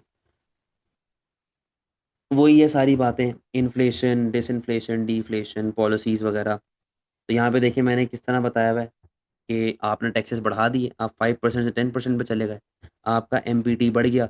बस फ़र्क ये है कि आपको A2 की टर्मिनोलॉजीज यहाँ पे ऐड ऑन करनी है, बाकी सारी कहानी सेम है। सप्लाई साइड पॉलिसी आप लोगों को पता ही है बेटा, बेसिक। और वो चीज़ बेसिक जिससे आपकी एग्रीगेट सप्लाई बढ़ जाए, ये भी मैं पीछे आपको बता चुका हूँ वीडियो में जो मैंने डाली हुई थी। अच्छा, अब ये सप्लाई साइड के बेनिफिट्स एंड ड्रॉबैक्स हैं। ये सप्लाई साइड के बेटा बेनिफिट्स एंड ड्रॉबैक्स हैं और अफेक्टिवनेस के बारे में बात कर रहा है। Market based supply side policy, interventionist supply side policy. तो बेटा इसके अंदर हमारे पास जो है वो मार्केट फोर्सेस की बात चल रही होती है। इंटरवेंशनिस्ट सप्लाई साइड पॉलिसी के अंदर हमारे पास क्या होता है बेटा, हम लोग जो हैं वो पोटेंशियल बढ़ाने की बात कर रहे होते हैं। ठीक है, तो फ़र्क क्या है कि यहाँ पे आप बेसिक डायरेक्ट कहानियाँ लिख रहे होते हैं कि सब्सिडीज दे दो, इनडायरेक्ट टैक्सेस कम कर दो, वगैरह वगैरह। इंटरवेंशनिस्ट सप्लाई साइड पॉलिसी के अंदर बेटा आप पोटेंशियल बढ़ाते हो, यानी कि training, education, research and development, इस तरीके से चीज़ें चलती हैं। पॉलिसीज टू कंट्रोल डिफ्लेशन, वही चीज़ है भाई, वही सारी चीज़ें हैं। अब ये देखो, ये मैंने हर जगह पे बेनिफिट्स एंड ड्रॉबैक्स आपको इतने सारे इसलिए दिए हुए हैं ताकि आप इनको अपने आंसर में यूज़ करो। ठीक है, अब ये देखो, ये किसकी हैं, ये आपके पास सप्लाई साइड के, ये उसकी हैं, फिजिकल पॉलिसी की। फिजिकल पॉलिसी के बेनिफिट्स एंड ड्रॉबैक्स हैं, impact of expansionary and contractionary physical and monetary policy. जो बातें मैंने आपको पीछे वाली वीडियो में बताई थी, जहाँ पे मैं एएस का वो बता रहा था, पॉलिसीज और सारी चीज़ें, बेटा वही चीज़ यहाँ पे लिखी हुई है, बट अंग्रेजी में लिखी हुई है और कुछ फ़र्क नहीं है। बच्चा बोलता है सर आप बुक यूज़ नहीं करते, आप ये बुक इज़ द मोस्ट, मैं क्या बोलूँ अब यहाँ पे, मुझे बुक फ़ायदा नहीं है सच बुक यूज़ करने का। सही है, वही सारी चीज़ें हैं। फिर जी, और क्या लिखा हुआ है यहाँ पे आगे आपके पास, effectiveness of monetary policy, effectiveness of supply side policy. क्या आपको नहीं पता किस तरह ऑब्जेक्टिव्स आते हैं? मॉनेटरी और डिमांड साइड में दो ऑब्जेक्टिव अचीव होते हैं, दो अचीव नहीं होते, कॉन्फ्लिक्ट आ रहा होता है। सप्लाई साइड में चारों अचीव हो रहे होते हैं। क्या आपको ये बात नहीं पता? क्या आपको ये बात नहीं पता कि जब एग्रीगेट डिमांड बढ़ती है तो अनएम्प्लॉयमेंट कम होती है बट प्राइसेस बढ़ जाती हैं? तो यही चीज़ें यहाँ पे लिखी हुई हैं। सही है, तो इसके अंदर कोई ऐसी बात नहीं है कि जी हमें सर ने कुछ बताया ही नहीं है, हमें कुछ पता ही नहीं है। भाई सब आप लोगों को पता है। कॉन्फ्लिक्ट ऑफ ऑब्जेक्टिव्स, ये देखो वही है सारे। अनएम्प्लॉयमेंट कम करने जाओगे, इकोनॉमिक ग्रोथ लेने जाओगे, तो प्राइस स्टेबिलिटी अचीव नहीं होगी, क्योंकि देखो ना, ये एग्रीगेट डिमांड एग्रीगेट सप्लाई है। एग्रीगेट डिमांड बेटा जब बढ़ जाती है तो आपकी प्राइसेस बढ़ जाएंगी ना। प्राइसेस ऊपर चली गई, हाँ जीडीपी बढ़ रहा है, चलो समझ आता है, लेकिन प्राइस भी तो बढ़ रही है। Inflation, low inflation versus balance of payment stability. भाई अगर आप इन्फ्लेशन लेवल अपना कम करने जाते हैं, यानी कि आप एग्रीगेट डिमांड को अपने गिराने जाते हैं, एग्रीगेट डिमांड गिरेगी, तो फिर आपके पास बेटा एक्सपोर्ट इंपोर्ट पे भी तो इफेक्ट आएगा, क्योंकि प्राइसेस के ऊपर इफेक्ट आ रहा है। Redistribution of income versus economic growth, या तो आप इन्वेस्ट रिसर्च एंड डेवलपमेंट में खर्चा कर लो, या तो आप गरीबों को खिला दो। समझे बात को? वही सारी चीज़ें हैं, कोई नई चीज़ नहीं है इसके अंदर। Government failure in macro economic objective, government क्यों फेल कर जाती है ऑब्जेक्टिव सही तरह लगाने में? सबसे पहले बेटा देखो, आपको आपने सही तरह कैलकुलेट ही नहीं किया कितनी इन्वेस्टमेंट चाहिए। टाइम लैग के मसले आपके पास अलग चल रहे हैं। डिजायर टू विन इलेक्शन, जिस तरह पाकिस्तान इंडिया वगैरह में होती हैं बेगैरतियाँ कि जी जैसे ही इलेक्शन आने वाले होते हैं, चलो भाई काम शुरू, रोड बन रहे हैं, अस्पताल बन रहे हैं, ये हो रहा है, वो हो रहा है। प्रेशर ग्रुप्स एंड करप्शन, सारी वही यार, इसमें ना ए टू मैक्रो में आपकी थ्योरेटिकल चीज़ें काफ़ी ज़्यादा है। और ये आपने जब तक खुद नहीं पढ़ेंगे तब तक आपको चीज़ें समझ नहीं आएंगी। इसके लिए मैंने जैसे आपको बताया, डिस्क्रिप्शन में नोट्स का लिंक डाला हुआ है, वो आप लोग देखो, पढ़ो उसको। अच्छा, फिर आता है बेटा फिलिप्स कर्व। अब फिलिप्स कर्व क्योंकि एक डिटेल्ड टॉपिक है, फिलिप्स कर्व बेटा एक डिटेल्ड टॉपिक है, उसके पूरी गेम को समझना बड़ा ज़रूरी है। तो मैं इसके अंदर अपना लेक्चर जो है वो लगा रहा है। अच्छा जी, देखिए, हम लोग अब स्टार्ट कर रहे हैं फिलिप्स कर्व। फिलिप्स कर्व में जो हमारा मेन फोकस होता है ना, वो मोनेटरिस्ट मॉडल के ऊपर होता है। आप लोगों ने एक लॉन्ग रन एग्रीगेट सप्लाई पढ़ा हुआ है ऐसे। ये जो लॉन्ग रन एग्रीगेट सप्लाई होता है ना, ये केनेजियन मॉडल के ऊपर बेस करता है। ठीक है, आज का हमारा फोकस होगा कि हम लोग मोनेटरिस्ट मॉडल को किस तरीके से लेके चलते हैं। देखिए, इसको समझने से पहले हमें बेसिक कुछ assumptions को पहले देखना पड़ेगा, उसके बाद हम लोग अपनी बात को आगे बढ़ा सकते हैं। बेटा ये देखो, मॉनेटरिस्ट मॉडल या क्लासिकल मॉडल क्या कहता है? कहता है कि शॉर्ट रन एग्रीगेट सप्लाई पे किस तरह अफेक्ट आएगा। शॉर्ट रन एग्रीगेट सप्लाई पे तब तक अफेक्ट आएगा जब जब आपकी कॉस्ट ऑफ प्रोडक्शन चेंज हो। जब आपकी कॉस्ट ऑफ प्रोडक्शन चेंज होगी, आपके शॉर्ट रन एग्रीगेट सप्लाई पे अफेक्ट आ रहा हो। सही। लॉन्ग रन एग्रीगेट सप्लाई का मतलब होता है मॉनेटरिस्ट मॉडल का पोटेंशियल। ठीक है, आपकी औकात। कहता है कि अगर आप अपनी फुल कैपेसिटी पे ऑपरेट कर रहे हैं, अगर आप अपनी फुल रिसोर्स को यूटिलाइज कर रहे हैं, आप अपने पोटेंशियल पे ऑपरेट कर रहे हैं। और अगर आपकी टेक्नोलॉजी आती है, रिसोर्सेज आती हैं, मशीन्स आती हैं, तो उससे आपकी औकात बढ़ जाती है। सिंपल सी काम। शॉर्ट रन इक्विलिब्रियम कहाँ पे होता है? जहां पे aggregate demand is equal to SRS होता है। लॉन्ग रन कहाँ पे होगा? जहां पे aggregate demand is equal to LRS. ठीक है, शॉर्ट रन में आपकी रिसोर्सेज फिक्स्ड होती हैं, लॉन्ग रन में रिसोर्सेज वेरिएबल होती हैं। सारी बातें हमने पहले पढ़ी। अच्छा, अब मॉनेटरिस्ट मॉडल की बहस किस बात पे थी? उसकी बहस इस बात पे थी, वो कहता था कि यार मार्केट ना खुद को सॉल्व कर लेगी। मार्केट अपने आप को खुद सॉल्व कर लेगी, गवर्नमेंट को इंटरवीन करने की जरूरत नहीं। क्योंकि अगर गवर्नमेंट ने इंटरवीन किया तो उससे क्या होगा? उससे बेटा मार्केट की फ्रीडम चली जाएगी। ये बहस थी मॉनेटरिस्ट मॉडल की जो वो बार बार करता रहता है, सही है, ये बार बार इसी चीज पे लड़ता रहता। तो बोला कि भाई गवर्नमेंट को इंटरवीन नहीं करना चाहिए, मार्केट अपने आप को खुद सॉल्व करेगी। सवाल ये है कि किस तरीके से मार्केट खुद को सॉल्व करती है भाई, हमने इस चीज को जरा समझना है। इधर आइए बेटा, ये देखो,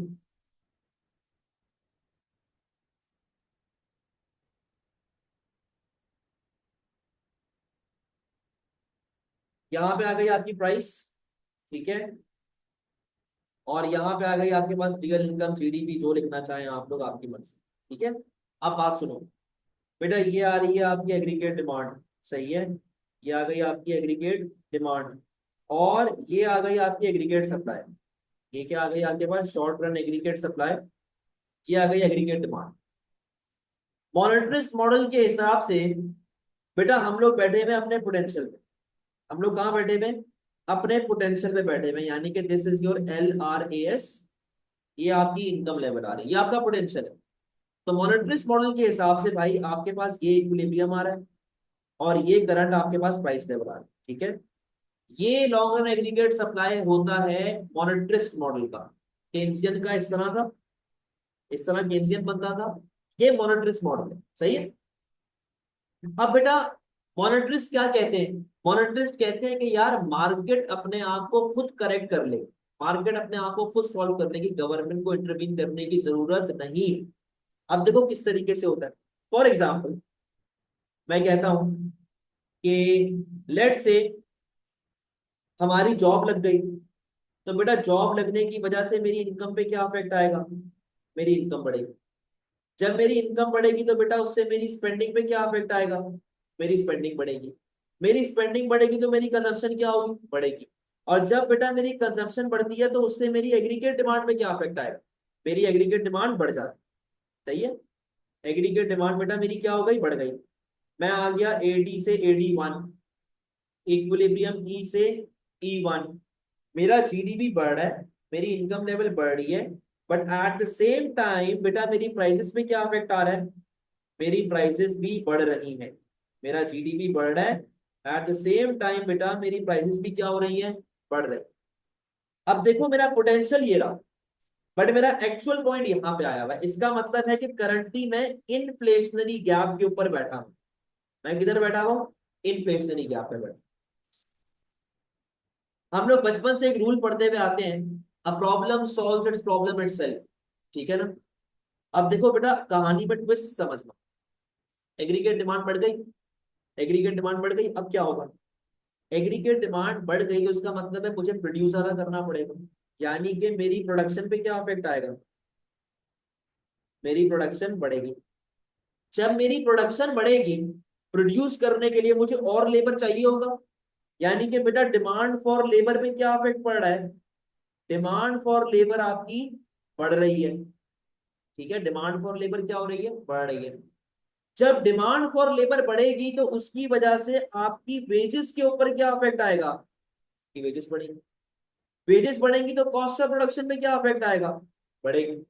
कॉस्ट ऑफ प्रोडक्शन बढ़ेगी तो शॉर्ट रन एग्रीगेट सप्लाई पे क्या इफेक्ट आएगा बेटा, वो फॉल हो जाए, सॉरी बढ़ जाएगी। हाँ, शॉर्ट रन एग्रीगेट सप्लाई क्या होगी, फॉल हो जाएगी। तो बेटा जब short run aggregate supply fall होगी तो वो किस तरफ शिफ्ट करेगी, ऐसे लेफ्टवर्ड शिफ्ट कर रही है वो। शॉर्ट रन एग्रीगेट सप्लाई मेरी पीछे की तरफ आ रही है, SRAS1, इक्विलिब्रियम E1 से कहां चले जाएंगे आप, E2 पे। अब आप देखो आप Y1 से उठ के वापस कहां चले गए, Y के ऊपर, यानी कि अपने पोटेंशियल पे। और आपकी प्राइसेस के ऊपर भी क्या इफेक्ट आ रहा है, आपकी प्राइसेस बढ़ रही हैं। तो बेटा मॉनेटरिस्ट मॉडल आपसे यही कहता था कि गवर्नमेंट को इंटरवीन करने की जरूरत नहीं है। अगर आप पोटेंशियल पे हैं तो आप वापस पोटेंशियल पे आ जाएंगे। Market forces of demand and supply आपको हेल्प करती हैं वापस से अपने पोटेंशियल पे आने के लिए, कोई मसले वाली बात नहीं।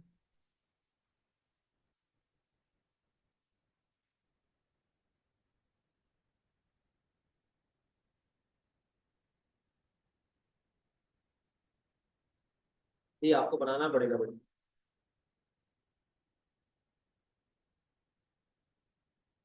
सही है। तो ये एक केस हो, हम लोग एक और केस कर लेते हैं। मैंने इनकम बढ़ा के दिखाई थी, अब इनकम कम कर लेते हैं भाई। इधर आइएगा, यहाँ पे आ गई प्राइस, यहाँ पे आ रहा है आपके पास जीडीपी, ठीक है, ये आ रहा है एग्रीगेट डिमांड, ये आ रहा है आपका aggregate supply, SRAS AD equilibrium E, income level जो है हमारी LRAS वाली चल रही है, यानी कि हम अपने पोटेंशियल पे ऑपरेट कर रहे हैं, ठीक है, हम बेटा अपने पोटेंशियल पे ऑपरेट कर रहे हैं यानी कि वाई, और करंटली हमारी प्राइस की हमारा LRAS आ गया, और बेटा करंटली प्राइसेस क्या चल रही है पी, ठीक है। मैं कहता हूँ कि भाई लेट से मैं नौकरी करता था, मेरी जॉब चली गई, तो बेटा जब मेरी जॉब जाएगी तो उससे मेरी इनकम पे क्या इफेक्ट पड़ेगा, मेरी इनकम लेवल फॉल हो जाएगी, इनकम लेवल फॉल होगी तो बेटा आपकी स्पेंडिंग पे क्या इफेक्ट पड़ेगा, आपकी स्पेंडिंग फॉल हो जाएगी, आपकी स्पेंडिंग कम होगी तो आपकी कंजम्पशन पे क्या इफेक्ट पड़ेगा, कंजम्पशन कम हो जाएगी, जब कंजम्पशन कम होगी तो एग्रीगेट डिमांड पे क्या इफेक्ट पड़ेगा, आपकी एग्रीगेट डिमांड लेवल फॉल हो जाएगी, एग्रीगेट डिमांड को फॉल कर दो, एग्रीगेट डिमांड को फॉल कर दें भाई। आप आ गए एडी से AD1, इक्विलिब्रियम ई से E1, बेटा प्राइसेस पे क्या इफेक्ट आ रहा है, आपकी प्राइसेस पे क्या इफेक्ट आ रहा है, प्राइसेस गिर रही, eight the same time GDP पे क्या इफेक्ट आ गया, जीडीपी भी फॉल हो गया, ठीक है, जीडीपी भी गिर गया। अब बात सुनो बेटा, जब एग्रीगेट डिमांड कम होगी तो उससे प्रोडक्शन पे क्या इफेक्ट आएगा, जाहिर सी बात है जब बिक ही नहीं रहा तो मैं प्रोड्यूस क्यों करूंगा, प्रोडक्शन फॉल होगी, प्रोडक्शन फॉल होगी तो डिमांड फॉर लेबर पे क्या इफेक्ट आएगा, डिमांड फॉर लेबर आपकी फॉल हो जाएगी, जब डिमांड फॉर लेबर फॉल हो रही है इसका मतलब है कि अनएम्प्लॉयमेंट बढ़ रही है, मार्केट में सप्लाई ऑफ वर्कर बढ़ी भी है, सप्लाई ऑफ वर्कर बढ़ रही है, जब बेटा सप्लाई ऑफ वर्कर बढ़ती है तो ओवरऑल वेजेस पे क्या इफेक्ट आता है, ओवरऑल वेजेस गिर जाते हैं, वेजेस गिरेंगी तो कॉस्ट ऑफ प्रोडक्शन क्या होगी, फॉल होगी, कॉस्ट ऑफ प्रोडक्शन कम होगी तो SRAS क्या होगा आपका, बढ़ेगा, तो आप लाओ SRAS को बढ़ा दो, SRAS को आपने बढ़ा दिया और आप आ गए ऐसे rightward, from SRAS to SRAS1, यहाँ पे आप आ गए बेटा E2 पे, प्राइसेस गिर गई, प्राइसेस गिर गई, बट आपके जीडीपी के ऊपर क्या इफेक्ट आ रहा है, आपका जीडीपी बढ़ रहा है, कोई मसला,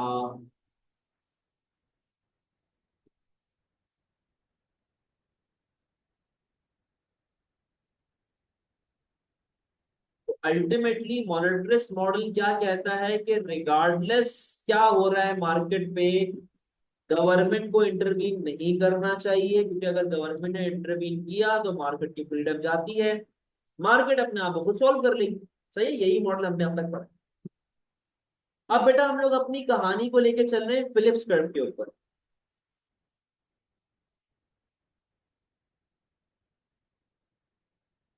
अब फिलिप्स कर्व क्या करता है, देखो फिलिप्स कर्व जो है ना वो रिलेशनशिप शो करता है बिटवीन इन्फ्लेशन, रिलेशनशिप शो करता है बिटवीन इन्फ्लेशन का परसेंटेज और unemployment, Phillips curve shows the relationship between inflation का परसेंटेज एंड अनएम्प्लॉयमेंट। देखो क्या रिलेशनशिप होता है यार, जब एडी बढ़ता है तो बेटा एडी बढ़ने से प्राइसेस क्या होती है, बढ़ती है ना, तो लेट से भाई इन्फ्लेशन आ रही है, प्राइस बढ़ रही है, तो बेटा जब प्राइस बढ़ती है तो उससे प्रोडक्शन बढ़ेगी, एडी बढ़ने से प्रोडक्शन बढ़ेगी, प्रोडक्शन बढ़ेगी तो डिमांड फॉर लेबर पे क्या इफेक्ट पड़ेगा, डिमांड फॉर लेबर बढ़ती है, यानी कि मुल्क में अनएम्प्लॉयमेंट क्या हो रही है, मुल्क में अनएम्प्लॉयमेंट फॉल हो रही है, तो बेटा प्राइस बढ़ने से अनएम्प्लॉयमेंट क्या हो रही है, फॉल। इसी तरह अगर एडी फॉल होगा तो प्राइसेस कम होगी, डिमांड फॉर लेबर कम हो जाएगी और बेरोजगारी बढ़ जाएगी, तो बेटा जब प्राइसेस फॉल होती है तो अनएम्प्लॉयमेंट बढ़ जाती है, यानी कि फिलिप्स कर्व के हिसाब से प्राइस और अनएम्प्लॉयमेंट में कैसा रिलेशनशिप आ रहा है, नेगेटिव रिलेशनशिप आ रहा है, ठीक है, कैसा रिलेशनशिप आ रहा है बेटा, नेगेटिव रिलेशनशिप, समझ गए।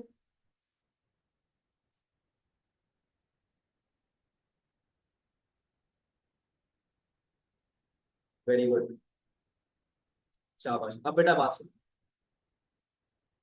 अगर मैं इसको अपनी प्रीवियस डायग्राम के साथ लिंक करूं, प्रीवियस डायग्राम के साथ लिंक करता हूँ, ठीक है, यानी कि सर प्राइस बढ़ने के बाद वर्कर्स हायर वेज, बेटा वो बात की बात है ना, वो तो फिर एक साइकिल चल रही है ना, वो पूरी साइकिल चल रही है, वो इस तरह साइकिल चल रही है, हम लोग बेसिक लिंक ढूंढ रहे हैं तो सही के दोनों में लिंक क्या हो। ठीक है, ये अभी फिलिप्स की कहानी समझा रहा हूँ मैं, आगे और जाके इसकी क्रिटिसिज्म पे बात करूंगा। सही है, इसके अगेंस्ट हम लोग अभी बात करेंगे। अब बात सुनिएगा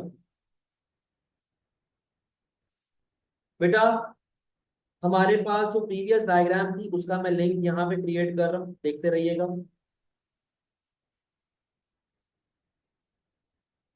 यहाँ पे आ गई प्राइस, यहाँ पे आ गई प्राइस, और यहाँ पे आ रहा है आपके पास जीडीपी। ठीक है, या रियल इनकम जो आप लोग लिखना चाहेंगे। सही है, ये आ रहा है आपके पास रियल इनकम। ठीक है जी, अब इसका मैं लिंक क्रिएट कर रहा हूँ फिलिप्स कर्व के साथ। इसका मैं लिंक क्रिएट कर रहा हूँ बेटा फिलिप्स कर्व के साथ। ठीक है, तो फिलिप्स कर्व में दो चीजें क्या है, यहाँ पे आ गई आपके पास इन्फ्लेशन का परसेंटेज, और इधर आ गया आपके पास अनएम्प्लॉयमेंट। ठीक है,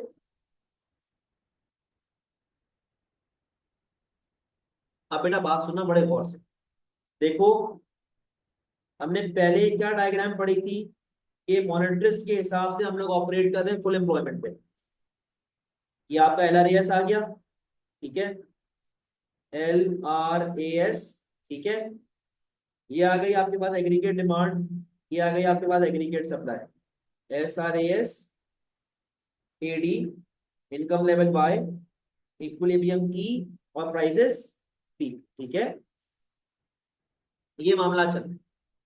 अच्छा, अब बेटा बात सुनो, फिलिप्स कर्व कहता है कि there is a negative relationship between inflation का percentage and unemployment. Negative relationship है, इसका मतलब है फिलिप्स कर्व कैसा बनना चाहिए, डाउनवर्ड स्लोपिंग बनना चाहिए। सिंपल सी बात है। यहां पे मैं लिख रहा हूं SRPC, short run Phillips curve. अब देखो, अकॉर्डिंग टू दिस डायग्राम मैं ऑपरेट कर रहा हूं फुल एम्प्लॉयमेंट पे। अकॉर्डिंग टू दिस डायग्राम मैं ऑपरेट कर रहा हूं फुल एम्प्लॉयमेंट पे। सही है, तो इसका मतलब है कि मेरे पास कोई भी अनएम्प्लॉयमेंट यहां पे नहीं होनी चाहिए। बट इसको अगर मैं फिलिप्स कर्व के साथ बेटा लिंक करूं, तो फिलिप्स कर्व के हिसाब से मेरे पास कुछ अनएम्प्लॉयमेंट आ रही है, जो एग्जाम्पल के तौर पे मैं लेके चल रहा हूँ। कितनी है बेटा, 5%। कितनी है, 5%। तो मेरे पास फिलिप्स कर्व पे कुछ अनएम्प्लॉयमेंट आ रही है, जिसका जिसको मैंने कहा जी 5%। ये 5% क्या रिप्रेजेंट कर रही है बेटा, ये 5% रिप्रेजेंट कर रही है नेहरू। क्या रिप्रेजेंट कर रही है, नेहरू, या फिर NRU। ये नोट्स में ऐसे लिखा हुआ है। नेहरू का मतलब होता है non accelerating inflation rate of unemployment. Nehru का मतलब क्या है, non accelerating inflation rate of unemployment. और NRU का मतलब होता है नेचुरल रेट ऑफ अनएम्प्लॉयमेंट। बेटा सोचो जरा मेरी बात, it is impossible to employ each and every resource that you have in your economy।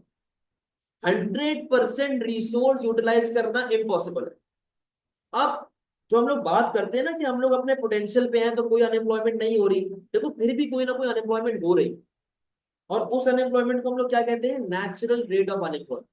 Sir natural rate of unemployment का मतलब क्या है, देखो बेटा, नेचुरल रेट में कौन कौन लोग आते हैं।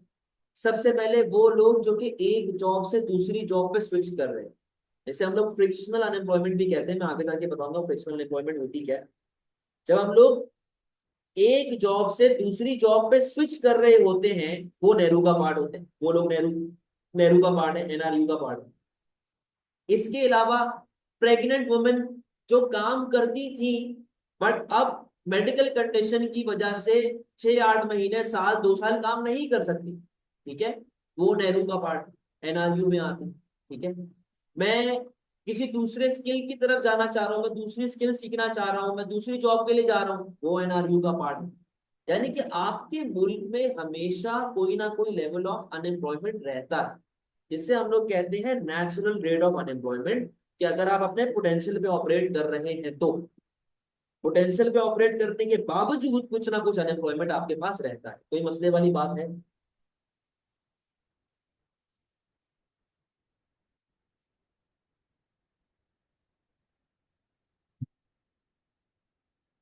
सर NRU में डिसेबल पर्सन नहीं आते।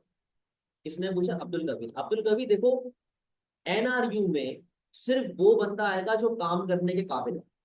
डिसेबल्ड बंदा काम करने के काबिल नहीं होता, तो वो नेशनल रेट का पार्ट नहीं है, वो लेबर फोर्स का ही पार्ट नहीं है। यानी कि हमने उसको लेबर फोर्स में गिना ही नहीं। अच्छा सर, तो इवन हाइपर इन्फ्लेशन में जब एडी हाईएस्ट पर भी अनएम्प्लॉयमेंट होगा थोड़ा सा, जी बिल्कुल, थोड़ी सी अनएम्प्लॉयमेंट होगी ना, बिल्कुल सही है। अब इसकी मिसाल, आसान सी मिसाल क्यों ले लो ना यार।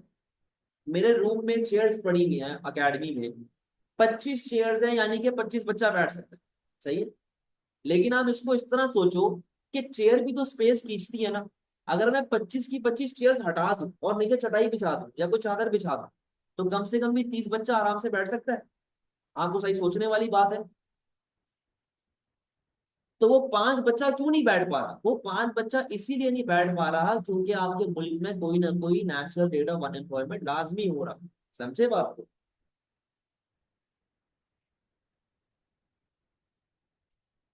अच्छा, अब बेटा नोट्स में जो फिलिप्स कर्व की डायग्राम बनी हुई है ना आपके पास, नोट्स में जो फिलिप्स कर्व की डायग्राम बनी हुई है, उसमें मेरा फिलिप्स कर्व नेगेटिव जा रहा है। मतलब मैं आपको बना के दिखाता हूँ। यहाँ पे आया आपके पास इन्फ्लेशन का परसेंटेज, और यहाँ पे आ गया आपके पास अनएम्प्लॉयमेंट। नोट्स वाला जो फिलिप्स कर्व है ना, वो कुछ ऐसे जा रहा है, ऐसे डाउनवर्ड स्लोपिंग जा रहा है, नेगेटिव जा रहा है, सही है। तो यहाँ पे मैंने लिखा है SRPC, short run Phillips curve. ये आप तब बनाएंगे जब आप इसका लिंक ना शो कर रहे हो। जब आप सिर्फ, जैसे कि भाई मैं ये नहीं बना रहा, मैंने ये नहीं बनाया, मैं सिर्फ ये डायग्राम बना रहा हूं। तो बेटा जब आप सिर्फ ये डायग्राम बनाएंगे ना, तब आपका फिलिप्स का नेगेटिव जाना चाहिए। उसके पीछे वजह ये है ताकि आप यहाँ पर अपने नेहरू वाले पॉइंट को रिप्रेजेंट कर सकें। अगर आप कनेक्टेड डायग्राम बना रहे हैं तो आपकी मर्जी है, नेगेटिव ले जाना है तो ले जाएं, नेगेटिव नहीं ले जाना तो ना लेके जाए, कोई मसले वाली बात।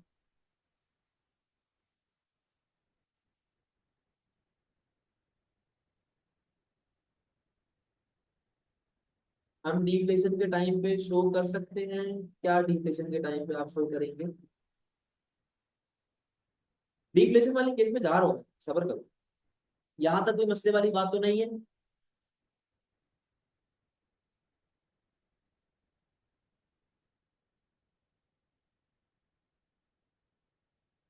चले, आप इधर आइएगा। फिलिप्स कर्व की बात कर रहे हैं। जो बेटा मैंने पीछे डायग्राम बनाई थी ना, ये वाली, मैं इनके साथ फिलिप्स कर्व को कनेक्ट करूँ। फिलिप्स कर्व का रूल याद रखिएगा, there is a negative relationship between inflation का percentage and unemployment. Sir why is NRU at 0% inflation rate in other diagram? 0% inflation rate नहीं, देखो 0% पे नहीं है। ये सिर्फ पॉइंट रिप्रेजेंट कर रहा है कि भाई ये NRU का पॉइंट है आइडेंटिफिकेशन के लिए, कि आपके पास अगर भले चलो जीरो भी चलिए, कुछ भी चलिए, फुल एम्प्लॉयमेंट पे होना, ये फुल एम्प्लॉयमेंट को रिप्रेजेंट कर रहा है, ठीक है। तो ये वैसे आप नेगेटिव की आपकी ले जाना मर्जी है, ले जाना है ले जाए, नहीं ले जाना ना लेके जाए, सही है। अब आइएगा जरा, ये मैंने कहा था रूल याद रखना। नेगेटिव रिलेशन है, इन्फ्लेशन बढ़ेगी तो अनएम्प्लॉयमेंट कम होगी, इन्फ्लेशन कम होगी तो अनएम्प्लॉयमेंट बढ़ जाएगी, ठीक है। अब बात सुनो, मैं पिछली वाली डायग्राम के साथ कनेक्ट कर रहा हूँ इस चीज को। बेटा यहाँ पे आ गई आपके पास प्राइस, यहाँ पे आ रहा है आपके पास रियल इनकम, रियल इनकम, ठीक है। और मैं साथ में लिंक कर रहा हूँ फिलिप्स कर्व, मैं साथ में लिंक कर रहा हूँ फिलिप्स कर्व। फिलिप्स कर्व कैसे आता है? यहाँ पे आया बेटा इन्फ्लेशन का परसेंटेज, और यहाँ पे आ रहा है आपके पास अनएम्प्लॉयमेंट, ठीक है। अब बात सुनो, देखो बेटा, फिलिप्स कर्व आपका बनता है यूं, downward sloping SRPC, short run Phillips curve, ठीक है। ये आ गया आपके पास long run aggregate supply, LRAS, सही है। ये आ रहा है आपका एग्रीगेट डिमांड, ये आ रहा है आपका एग्रीगेट सप्लाई, SRAS AD। यहाँ पे आ रहा है आपके पास equilibrium E, income level Y, और प्राइसेस P, ठीक है। आप फुल पोटेंशियल पे ऑपरेट कर रहे हैं, आप फुल पोटेंशियल पे ऑपरेट कर रहे हैं। फुल पोटेंशियल पे ऑपरेट करने का मतलब ये है कोई ना कोई नेचुरल रेट ऑफ अनएम्प्लॉयमेंट लाजमी हो रहा होगा आपके पास। तो ये आपके पास आ गया भाई 5%। यहाँ पे कोई मसले वाली बात, पॉइंट ए पे आप लोग ऑपरेट करें, कोई टेंशन।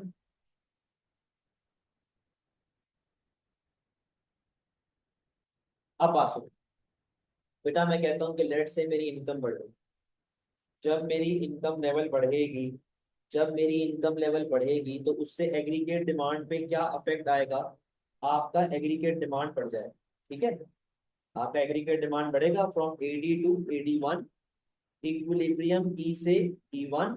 आप देखो आपकी प्राइसेस भी बढ़ रही हैं, eight the same time GDP भी क्या हो रहा है आपका, एट द सेम टाइम आपका जीडीपी भी क्या हो रहा है, बढ़ रहा है। आपकी प्राइसेस बढ़ गई, पी से P1 चले गए आप, और आपके जीडीपी पे क्या इफेक्ट आ रहा है, वो भी बढ़ गया। फिलिप्स कर्व क्या कहता है कि प्राइस बढ़ेगी तो अनएम्प्लॉयमेंट कम होनी चाहिए। सेम केस तो हो रहा है, प्राइस बढ़ रही है, जीडीपी बढ़ रहा है।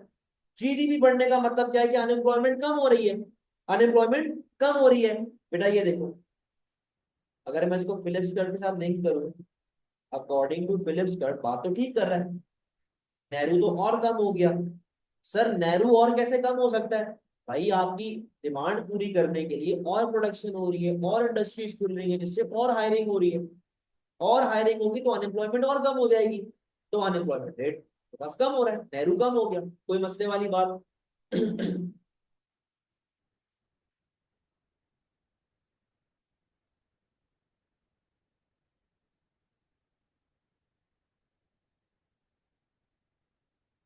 बेटा बात सुनो, किसने पूछा ये सवाल?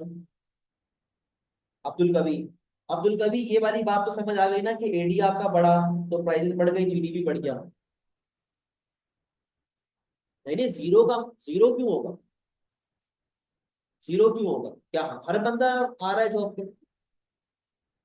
नेचुरल रेट ऑफ अनएम्प्लॉयमेंट कम होगा तो सही है आपका। अच्छा अब्दुल कबीर की बात कर लेते पहले।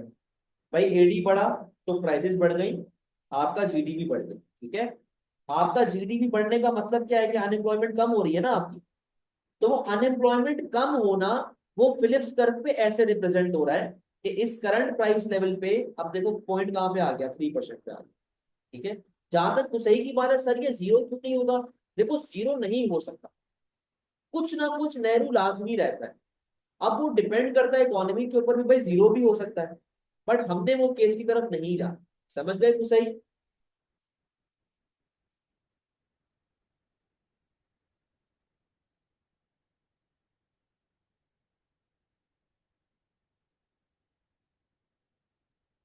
ठीक है।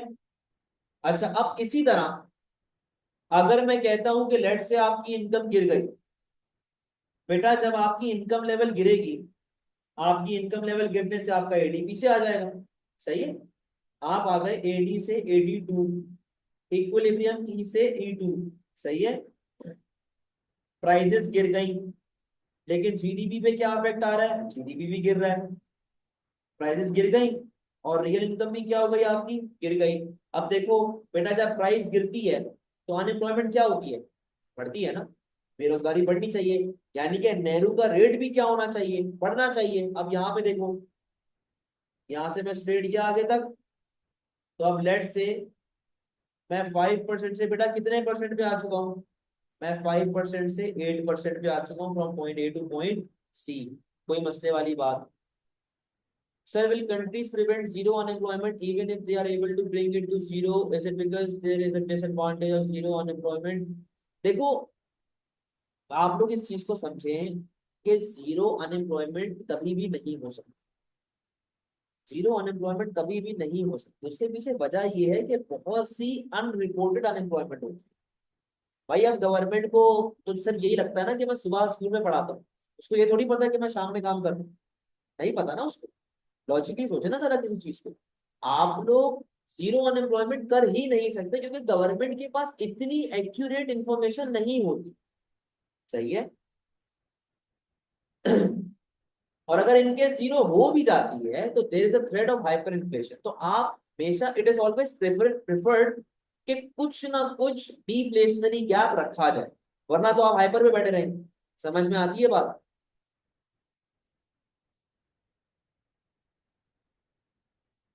बेटा ये वाला केस समझ गए? तो आपके पास फिलिप्स कर्व क्या कहता है कि प्राइसेस बढ़ेंगी तो अनएम्प्लॉयमेंट कम होगी, प्राइसेस कम होंगी तो अनएम्प्लॉयमेंट बढ़ जाएगी। ये बात समझ गए बेटा, बात सारी?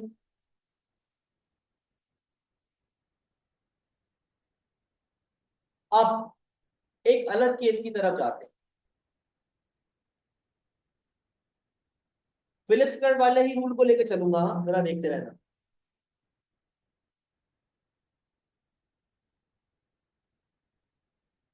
यहाँ पे आ गई प्राइस, यहाँ पे आया आपके पास रियल इनकम।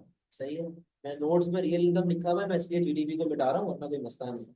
ठीक है, यहाँ पे आ गया आपके पास इन्फ्लेशन का परसेंटेज, यहाँ पे आ गया आपके पास अनएम्प्लॉयमेंट। ठीक है, वही रूल चल रहा है। ये एलआरएस आ गया, लॉन्ग रन एग्रीगेट सप्लाई, ये आपके पास एडीआर है, और ये आपके पास एएसआर। ठीक है, SRS, AD, equilibrium E, income level Y और प्राइसेस। सही है, ये मामला चल रहा है आपके पास। ये आ रहा है आपका शॉर्ट रन फिलिप्स कर्व। सही है, जरा बड़े गौर से बेटा बातों को समझना। ये आ रहा है आपके पास शॉर्ट रन फिलिप्स कर्व। ठीक है, एसआरपीसी। यहां पर एसआरपीसी के हिसाब से ये नेहरू आ रहा है आपका 5%।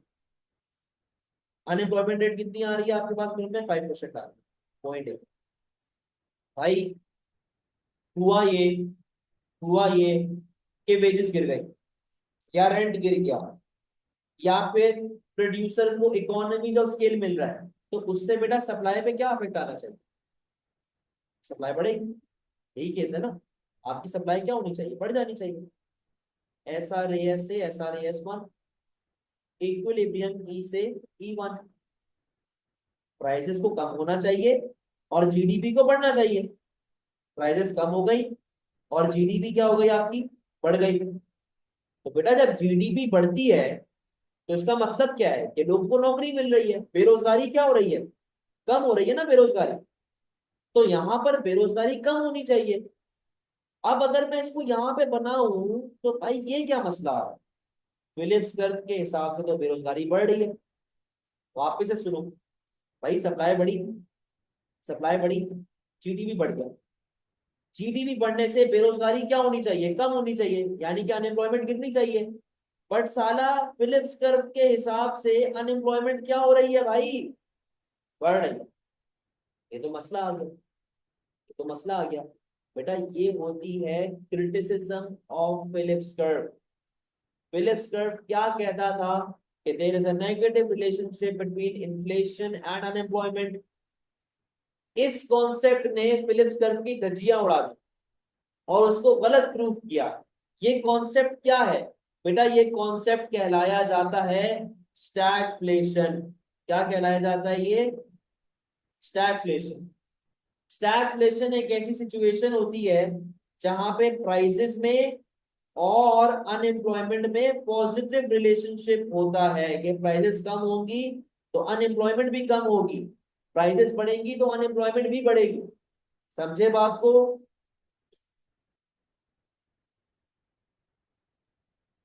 समझे बेटा बात को?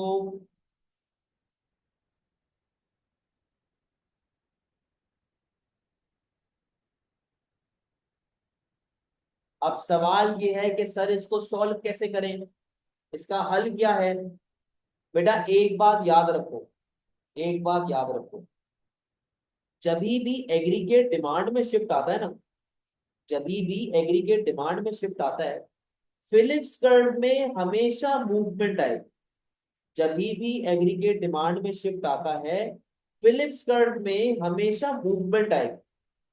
लेकिन जब भी एग्रीगेट सप्लाई में शिफ्ट आता है, जब भी एग्रीगेट सप्लाई में शिफ्ट आता है, फिलिप्स कर्व में हमेशा क्या आएगा? शिफ्ट आएगा। तो लिख लो, जब भी एग्रीगेट सप्लाई में शिफ्ट आएगा, फिलिप्स कर्व में भी क्या आएगा बेटा? शिफ्ट आएगा। ठीक है, और जिस डायरेक्शन में सप्लाई में शिफ्ट आ रहा है ना, उसका ऑपोजिट शिफ्ट फिलिप्स कर्व में आएगा। यानी कि सप्लाई अगर राइट पर जा रही है, फिलिप्स कर्व लेफ्टवर्ड आएगी। सप्लाई अगर लेफ्टवर्ड जाती तो फिलिप्स कर्व राइटवर्ड जाता। समझ गए? तो बिल्कुल ऑपोजिट डायरेक्शन में उसका शिफ्ट आना चाहिए। कोई मसले वाली बात? कोई मसले वाली बात?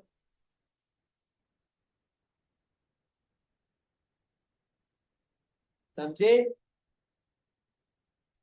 दिस विल शो बिल्कुल एक्सीलेंट। अब देखो, मैं ऑपोजिट शिफ्ट क्रिएट करूंगा।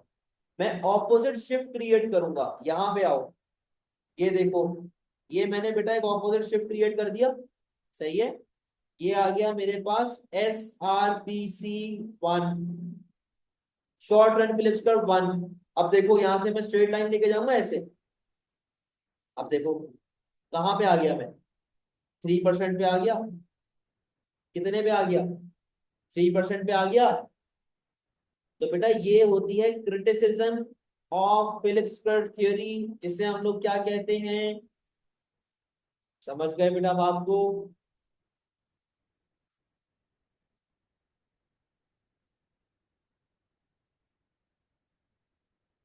क्लियर हो गई है सारी बातें? चाहिए, वेरी गुड। तो बेटा आज के लिए हम लोग इतना ही रख रहे हैं। सैटरडे को इस चैप्टर को कंप्लीट करेंगे, बट सैटरडे की क्लास से पहले आप लोगों पे फर्ज है कि आप लोगों ने ये पूरा देखना है, रिवाइज करना है। रिवाइज नहीं करोगे सैटरडे वाली क्लास में बहुत गंदा फंस जाओगे। ठीक है? चले बेटा, क्लास ऑफ कर रहे हैं। अल्लाह हाफिज।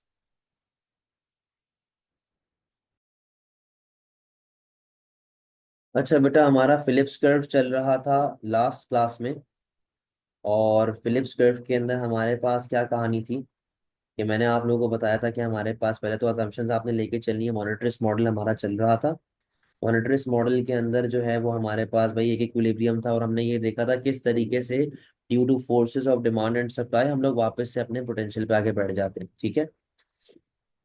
फिर मैंने आपको नेहरू वाला पॉइंट बताया था, NRU वाला पॉइंट बताया था। ठीक है? नेचुरल रेट ऑफ अनएम्प्लॉयमेंट वाला केस बताया था। अच्छा बेटा, मैंने ये आप लोगों को स्टैगफ्लेशन का भी केस करवाया था जहां तक मुझे याद है। एक सेकंड में चेक कर लेता हूँ।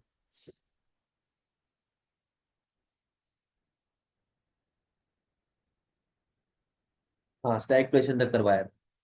और मैंने बताया था कि भाई सप्लाई में जो है जब भी शिफ्ट आता है, तो सप्लाई में शिफ्ट आने की वजह से फिलिप्स कर्व में भी शिफ्ट आएगा। फिलिप्स कर्व में मूवमेंट नहीं आएगी। हालांकि फिलिप्स कर्व कहता है कि there is a negative relationship between inflation rate and unemployment. तो स्टैगफ्लेशन ने इस चीज को गलत प्रूफ किया था। जैसे कि ये डायग्राम आपके सामने बनी हुई है, आपकी सप्लाई लेवल कम हो रही है। सप्लाई लेवल कम हो रही है, इसका मतलब है प्राइसेस बढ़ रही है और जीडीपी आपका फॉल हो रहा है। जीडीपी फॉल होने का मतलब ये है कि आपके पास अनएम्प्लॉयमेंट बढ़ रही है। लेकिन अकॉर्डिंग टू फिलिप्स कर्व आपकी अनएम्प्लॉयमेंट कम हो रही है। तो उसके लिए स्टैगफ्लेशन का मैंने केस बताया था। मैंने कहा था कि सप्लाई में जब भी शिफ्ट आता है, फिलिप्स कर्व में भी शिफ्ट आएगा, लेकिन हमेशा ऑपोजिट शिफ्ट आएगा। यानी कि अगर सप्लाई राइटवर्ड जा रही है, लेफ्टवर्ड जा रही है, तो फिलिप्स कर्व राइटवर्ड जाएगा। अगर सप्लाई राइटवर्ड जाती तो फिलिप्स कर्व लेफ्टवर्ड आता। ठीक है? अब हमने पूरी थ्योरी जो हम लोगों ने लास्ट क्लास में डिमांड के शिफ्ट की, सप्लाई के शिफ्ट की देखी थी, जो हमने कहा था कि जी मार्केट फोर्सेस के थ्रू हम लोग वापस अपने इक्विलिब्रियम पे आ जाते, उसको पूरा देखना है। और ये देखेंगे कि आपके फिलिप्स कर्व किस तरीके से लिंक कर रहा होता है उसके बीच में। तो अब यहाँ पे देखिएगा जरा।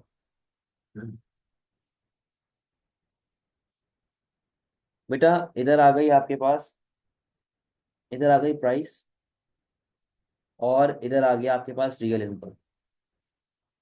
ठीक है? यहाँ पे आ गई आपके पास इन्फ्लेशन की परसेंटेज, और इधर आ गई आपके पास अनएम्प्लॉयमेंट। ठीक है? तब जरा देखिएगा गेम क्या चलेगी यहाँ पे। देखो भाई, पहले तो अपनी बेसिक आप ड्रॉ कर लें, इंट्रोडक्शन वगैरह, कि भाई ये आपका लॉन्ग रन एग्रीगेट सप्लाई आ गया। ठीक है?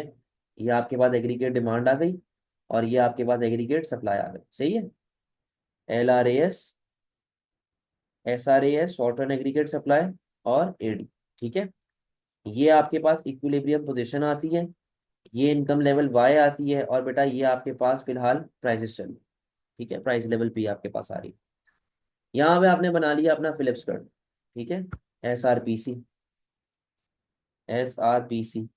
और अकॉर्डिंग टू दिस इक्विलिब्रियम आपके पास ये आ रहा है Nehru, natural rate of unemployment या NRU, ठीक है, दैट इज 5%। और आप ऑपरेट कर रहे हैं पॉइंट ए पे। अच्छा, हमारे पास केस क्या चल रहा है? लेट से मैं कहता हूं कि भाई हमारी बढ़ गई है इनकम, ठीक है, मेरी इनकम बढ़ती है।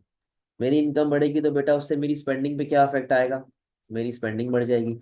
मेरी स्पेंडिंग बढ़ेगी तो कंजम्पशन बढ़ेगी, और कंजम्पशन बढ़ती है तो एडी क्या होती है? बढ़ती है, ठीक है। जब एडी मेरे पास बढ़ेगा तो वो ऐसा राइटवर्ड शिफ्ट मारेगा, फ्रॉम एडी टू AD1, ठीक है जी, from AD to AD1। Equilibrium equilibrium E से E1। बेटा प्राइस लेवल आपकी बढ़ गई, प्राइसेस आपकी बढ़ गई, और आपका जीडीपी भी क्या हो रहा है? आपका जीडीपी बढ़ रहा है, ठीक है, प्राइसेस बढ़ गई और आपका जीडीपी क्या हो रहा है भाई? आपका जीडीपी भी बढ़ रहा है, सही। जीडीपी बढ़ने का मतलब क्या है कि मुल्क में अनएम्प्लॉयमेंट क्या हो रही है? मुल्क में अनएम्प्लॉयमेंट कम हो रही है। तो अगर तो मैं इसको फिलिप्स कर्व के साथ लिंक करूं, अकॉर्डिंग टू फिलिप्स कर्व मेरे पास अनएम्प्लॉयमेंट रेट जो है वो कम हो रहा है, मैं पॉइंट ए से पॉइंट बी पे आ जाऊंगा। 5% से कितने पे आ गया? लेट से 3% के ऊपर। कोई मसले वाली बात बेटा यहाँ तक? कोई प्रॉब्लम वाली बात है?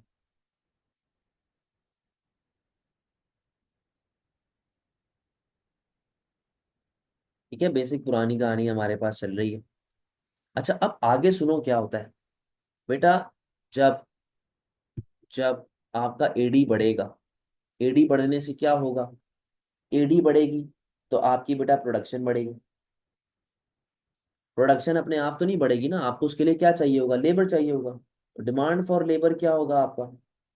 डिमांड फॉर लेबर आपका बढ़ जाएगा। जब डिमांड फॉर लेबर आपकी बेटा बढ़ती है तो उससे आपके वेजेस के ऊपर, वेज रेट पे क्या इफेक्ट आता है? आपकी वेज रेट बढ़ जाती है। वेज रेट बढ़ेगी तो कॉस्ट ऑफ प्रोडक्शन बढ़ जाएगी, और कॉस्ट ऑफ प्रोडक्शन बढ़ेगी तो आपकी शॉर्ट एंड एग्रीगेट सप्लाई कम हो जाएगी। सही है, ये कहानी है। तो अब बेटा बात सुनो, हमारा SRAS पे क्या इफेक्ट पड़ेगा? हमारा एस आर ए एस बेटा पीछे की तरफ शिफ्ट करेगा, और वो यूं आएगा, फ्रॉम SRAS टू SRAS1, ठीक है। हम आ गए बेटा SRAS से SRAS1, इक्विलिब्रियम E2, ठीक है, E2। अब देखो क्या हो रहा है, आप Y से Y1 गए, अब आप Y1 से वापस किधर आ रहे हो? Y पे। सही है, Y1 से वापस कहाँ आ रहे हैं? Y पे आ रहे हैं। अब देखिए आपकी प्राइसेस बढ़ रही, आप आ गए बेटा P2 पे। अब देखो प्राइसेस और बढ़ गई। अब कहानी यहाँ पे क्या है? कहानी यहाँ पे ये है कि आप 5% से गए 3% पे। सही है, ये वाले केस की बात करो। 5% अनएम्प्लॉयमेंट से कितने पे गए हो आप? 3% अनएम्प्लॉयमेंट पे गए हो। अब आप 3% से वापस कहाँ आ रहे हैं? 5% पे, क्योंकि जीडीपी गिर रहा है ना। तो देखो आप 5% से 3% पे आए। अब आप 3% से वापस कहाँ आना चाहिए? आपको 5% पे आना चाहिए। लेकिन अकॉर्डिंग टू फिलिप्स कर्व, अगर मैं सप्लाई का लिंक शो करता हूं तो बेटा फिलिप्स कर्व के हिसाब से तो अनएम्प्लॉयमेंट और कम हो रही है, 2% पे आ रही। हम लोग सी पे आ गए, पॉइंट फॉर एग्जाम्पल 2% आ रही। बेटा ये तो लॉजिकली पॉसिबल नहीं है ना। तो आपको मैंने क्या बताया था कि जब भी सप्लाई में अब शिफ्ट आता है, फिलिप्स कर्व में भी शिफ्ट आए। अब सप्लाई में शिफ्ट किस तरफ आ रहा है? लेफ्टवर्ड। तो फिलिप्स कर्व में किस तरफ शिफ्ट आएगा? राइटवर्ड शिफ्ट आएगा। तो जरा इसको शिफ्ट बना ले। फिलिप्स कर्व का जो आपका शिफ्ट है, ये देखो जरा, वो ऐसे आ जाएगा फिर, राइटवर्ड शिफ्ट, ठीक है। राइटवर्ड शिफ्ट आ गया, और वो SRPC1 कहलाएगा, SRPC1, ठीक है। अब बेटा जरा देखो क्या गेम हो रहा है। अब ये गेम हो रहा है कि अगर मैं न्यू प्राइस लेवल को यहाँ पे लेके चलता हूँ, अगर मैं न्यू प्राइस लेवल को यहाँ पे लेके चलता हूँ, तो बेटा देखो जरा, यहाँ पे देखो, मैं वापस से किधर आ जाऊंगा? मैं वापस से आ जाऊंगा अपने 5% के ऊपर। मैं वापस से कहाँ आ गया बेटा? मैं वापस से आ चुका हूँ अपने 5% के ऊपर, ठीक है। तो मैं पहले 5% से 3% गया, अब मैं 3% से वापस कहाँ आ रहा हूँ? 5% पे आ रहा हूँ। इसको मैंने लिखा पॉइंट सी। समझे बात को? इसको मैंने क्या लिखा बेटा? Point C. तो फिलिप्स कर्व के अंदर इस तरीके से मामला चल रहे होते हैं। इन दी एंड इक्विलिब्रियम आपका हमेशा किधर आ रहा होगा बेटा? इन दी एंड आपका इक्विलिब्रियम हमेशा 5% पे ही आएगा। कोई मसले वाली बात? जी, this will result in increase in unemployment. कोई मसले वाली बात बेटा?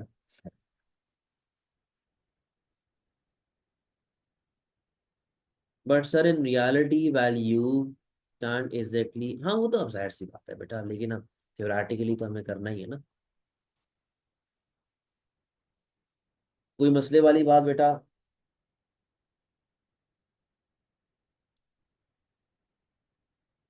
Very good. एक और केस लेके चलते हैं, एक और केस लेके चलते हैं। यहाँ पे मैंने आपकी डिमांड को इंक्रीज किया था, अब मैं जरा डिमांड को डिक्रीज कर देता हूँ।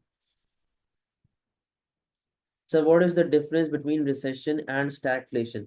देखें, रिसेशन आती है, आपने गुड और बैड डिफ्लेशन पढ़ाया था मैंने आप लोगों को, हया फातिमा, गुड और बैड डिफ्लेशन याद है? गुड बैड डिफ्लेशन क्या थी कि जब डिफ्लेशन का मतलब होता है प्राइसेस गिरना, सही है। अब या तो वो सोसाइटी के लिए फायदेमंद होगा या तो सोसाइटी के लिए हार्मफुल होगा। बैड डिफ्लेशन कब आती है? Whenever there is a fall in aggregate demand.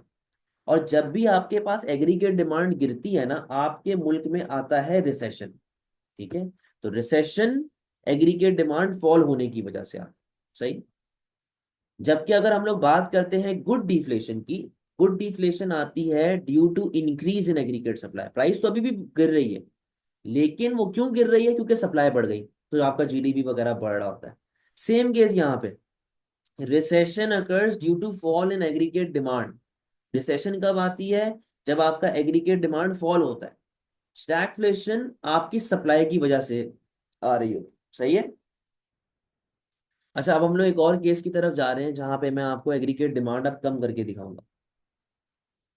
तो एग्रीगेट डिमांड जब कम करेंगे तो देखेगा क्या मामला होते हैं भाई। शुरू का केस तो वही है जो सिंपल सा हमारा चलता हुआ आता है, ठीक है। आपने फतवा ड्रॉ करना है, यहाँ पे आ गई आपके पास प्राइस, ठीक है।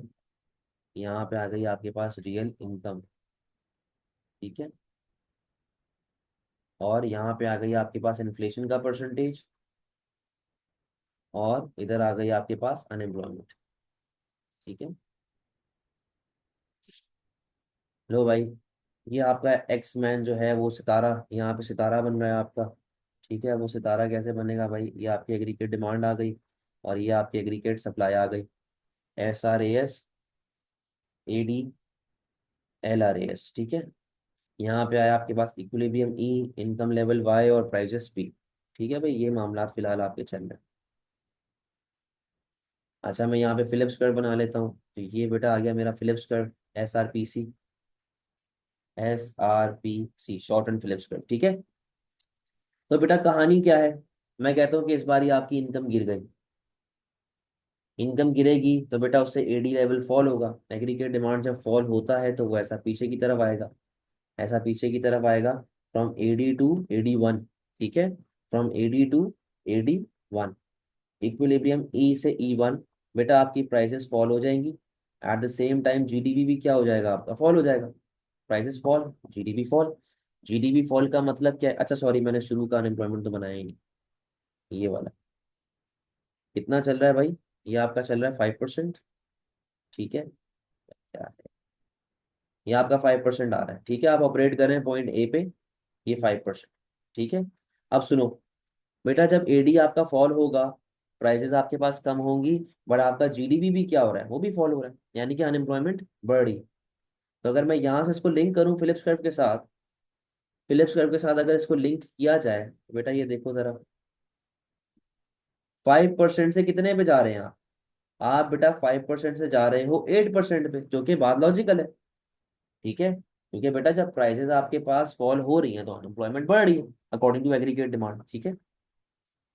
एग्रीगेट डिमांड कम होगी तो बेटा प्रोडक्शन कम होगी, प्रोडक्शन कम होगी तो डिमांड फॉर लेबर आपके पास गिर जाएगी। जब डिमांड फॉर लेबर आपके पास गिरेगी तो मार्केट में सरप्लस ऑफ वर्कर हो जाएगा। जब सरप्लस ऑफ वर्कर होगा तो उससे बेटा वेजेस पे क्या इफेक्ट आता है? वेज रेट आपके पास कम हो जाता है। वेज रेट कम होगी तो कॉस्ट ऑफ प्रोडक्शन कम होगी और शॉर्ट रन एग्रीगेट सप्लाई क्या हो जाएगी आपकी? बढ़ जाएगी। तो अब इधर आओ, शॉर्ट रन एग्रीगेट सप्लाई को बढ़ा लो भाई। ये आपका SRAS बढ़ा, आप आ गए SRAS से SRAS1, यहाँ पे आ गया बेटा इक्विलिब्रियम E2। आपकी प्राइसेस पे क्या इफेक्ट आ रहा है? प्राइस लेवल फॉल हो रही है। P1 से कहाँ जा रहे हैं आप? P2 पे जा रहे हैं। अब बेटा बात सुनो, आप 5% से 8% पे गए, अब आप 8% से वापस कहाँ आ रहे हो, 5% पे आ रहे हो, सही है।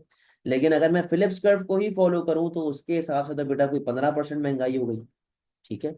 तो अब अगेन वही वाली कहानी है कि बेटा आपके पास क्या होगा, आपके पास सप्लाई में शिफ्ट आने की वजह से फिलिप्स कर्व में शिफ्ट आएगा। सप्लाई में राइटवर्ड शिफ्ट आ रहा है तो फिलिप्स कर्व में लेफ्टवर्ड शिफ्ट आएगा। आओ जरा फिलिप्स कर्व का शिफ्ट बना लेते हैं भाई। ये देखो फिलिप्स कर्व का भी हम लोग शिफ्ट बना लेते हैं। तो ये कुछ ऐसे शिफ्ट मार रहा होगा, ठीक है। ये आ गया बेटा आपके पास SRPC1, SRPC1, ठीक है। हम आ गए बेटा पॉइंट सी के ऊपर। तो आप 5%, सॉरी सॉरी सॉरी सॉरी, मैं मिस्टेक कर दी मैंने, यहाँ पे ऐसे आएगा, इधर तक आएगा 5%, ठीक है।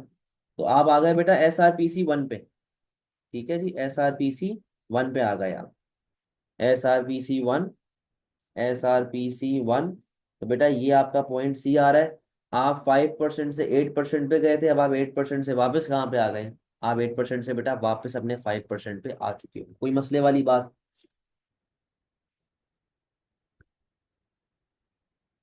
Sir how is the 8% part of national rate of unemployment as R N employees में रिडंडेंट? तो बेटा मेरी बात सुनो ना, नेहरू होता कहाँ पे, यहाँ पर ना, जब आप पोटेंशियल पे होते हैं। क्या आप इधर अपने पोटेंशियल पे हैं? आप अपने पोटेंशियल पे नहीं है ना, तो वो 8% नेहरू कैसे हुआ आपका? तो इस तरह मार्केट, वही तो सारा मोनेटरिस्ट का रोना था। मोनेटरिस्ट यही तो रोना मचाता था कि भाई गवर्नमेंट को नहीं लेके आओ ना, मार्केट अपने आप को खुद करेक्ट करेगी। अब आपके सामने है ना, मार्केट अपने आप को खुद वापस इक्विलिब्रियम पे लेके आ रही है। मॉनिटर्स ने बोला कि भाई नहीं करो पंगेबाजी, गवर्नमेंट आएगी तो मार्केट की फ्रीडम चली जाएगी।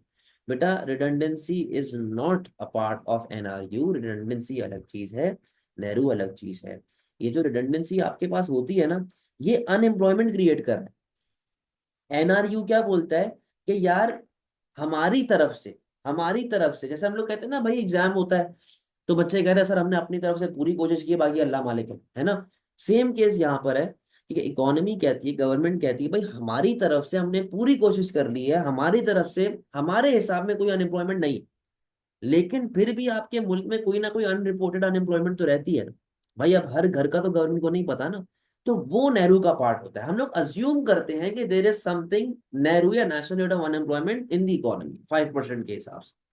लेकिन ये जो हो रहा है ना आपके पास, ये ये अनएम्प्लॉयमेंट, क्योंकि एग्रीगेट डिमांड फॉल हो गई, bad deflation, that reduction in unemployment is due to rightward shift in supply curve. बिल्कुल ऐसा ही है, आपकी सप्लाई राइटवर्ड जा रही है, बिल्कुल जी। Automatic stabiliser, very good.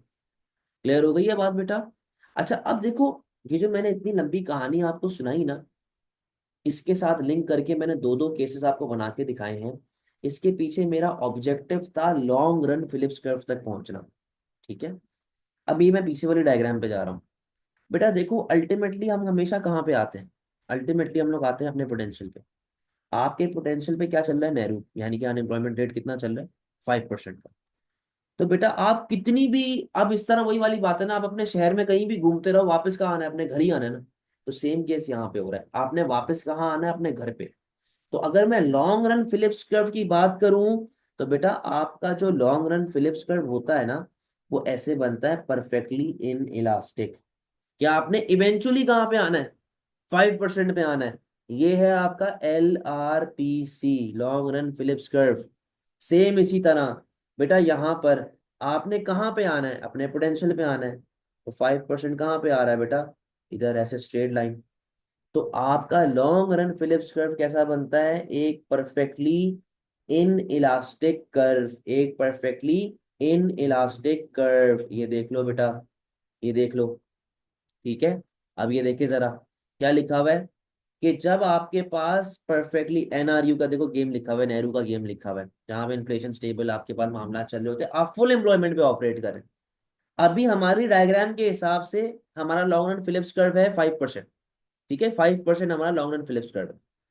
अगर मैं कहता हूं कि आप टेक्नोलॉजी लाते हैं, ट्रेनिंग करते हैं, रिसर्च एंड डेवलपमेंट करते हैं, इनोवेशन करते हैं, तो बेटा उससे पोटेंशियल पे क्या इफेक्ट आए, पोटेंशियल बढ़ जाएगा। तो जब पोटेंशियल बढ़ेगा जब सप्लाई राइटवर्ड शिफ्ट करेगी तो बेटा फिलिप्स कर्व लॉन्ग रन वाला किस तरफ शिफ्ट करेगा? लेफ्टवर्ड। सही है, किस तरफ शिफ्ट करेगा? लेफ्टवर्ड शिफ्ट करेगा। लेट से अब नेहरू कितना आ रहा है? 3%। नेचुरल डिजास्टर आ गया, जलजले आ गए, फ्लड्स आ गए, तो बेटा पोटेंशियल गिरेगा आपका, आपकी औकात गिरेगी, LRAS पीछे आ जाएगा, औकात गिर जाएगी। तो बेटा जब औकात गिरेगी, सप्लाई में लेफ्टवर्ड शिफ्ट आ रहा है, फिलिप्स कर्व में किस तरफ शिफ्ट आएगा? राइटवर्ड। और वो आ गया लेट से 5% से, नेहरू अब क्या आ रहा है? 8%। तो पूरा गेम बेटा इसी तरह आपका चल रहा होता है, कोई मसला?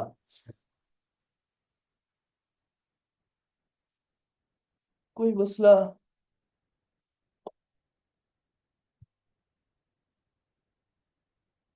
वेरी गुड, शाबाश।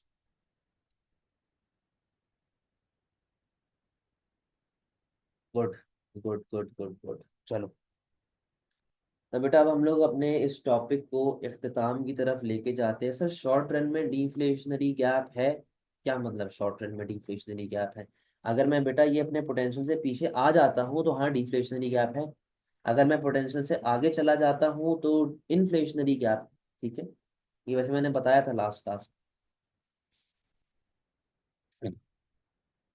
तो बेटा ये आपको पूरी मैंने कहानी बता दी है, फिलिप्स कर्व वाली भी, और किस तरीके से लॉन्ग रन आ रहा होता है। अच्छा, अब हम लोग जरा बात कर रहे हैं expected augmented Phillips curve.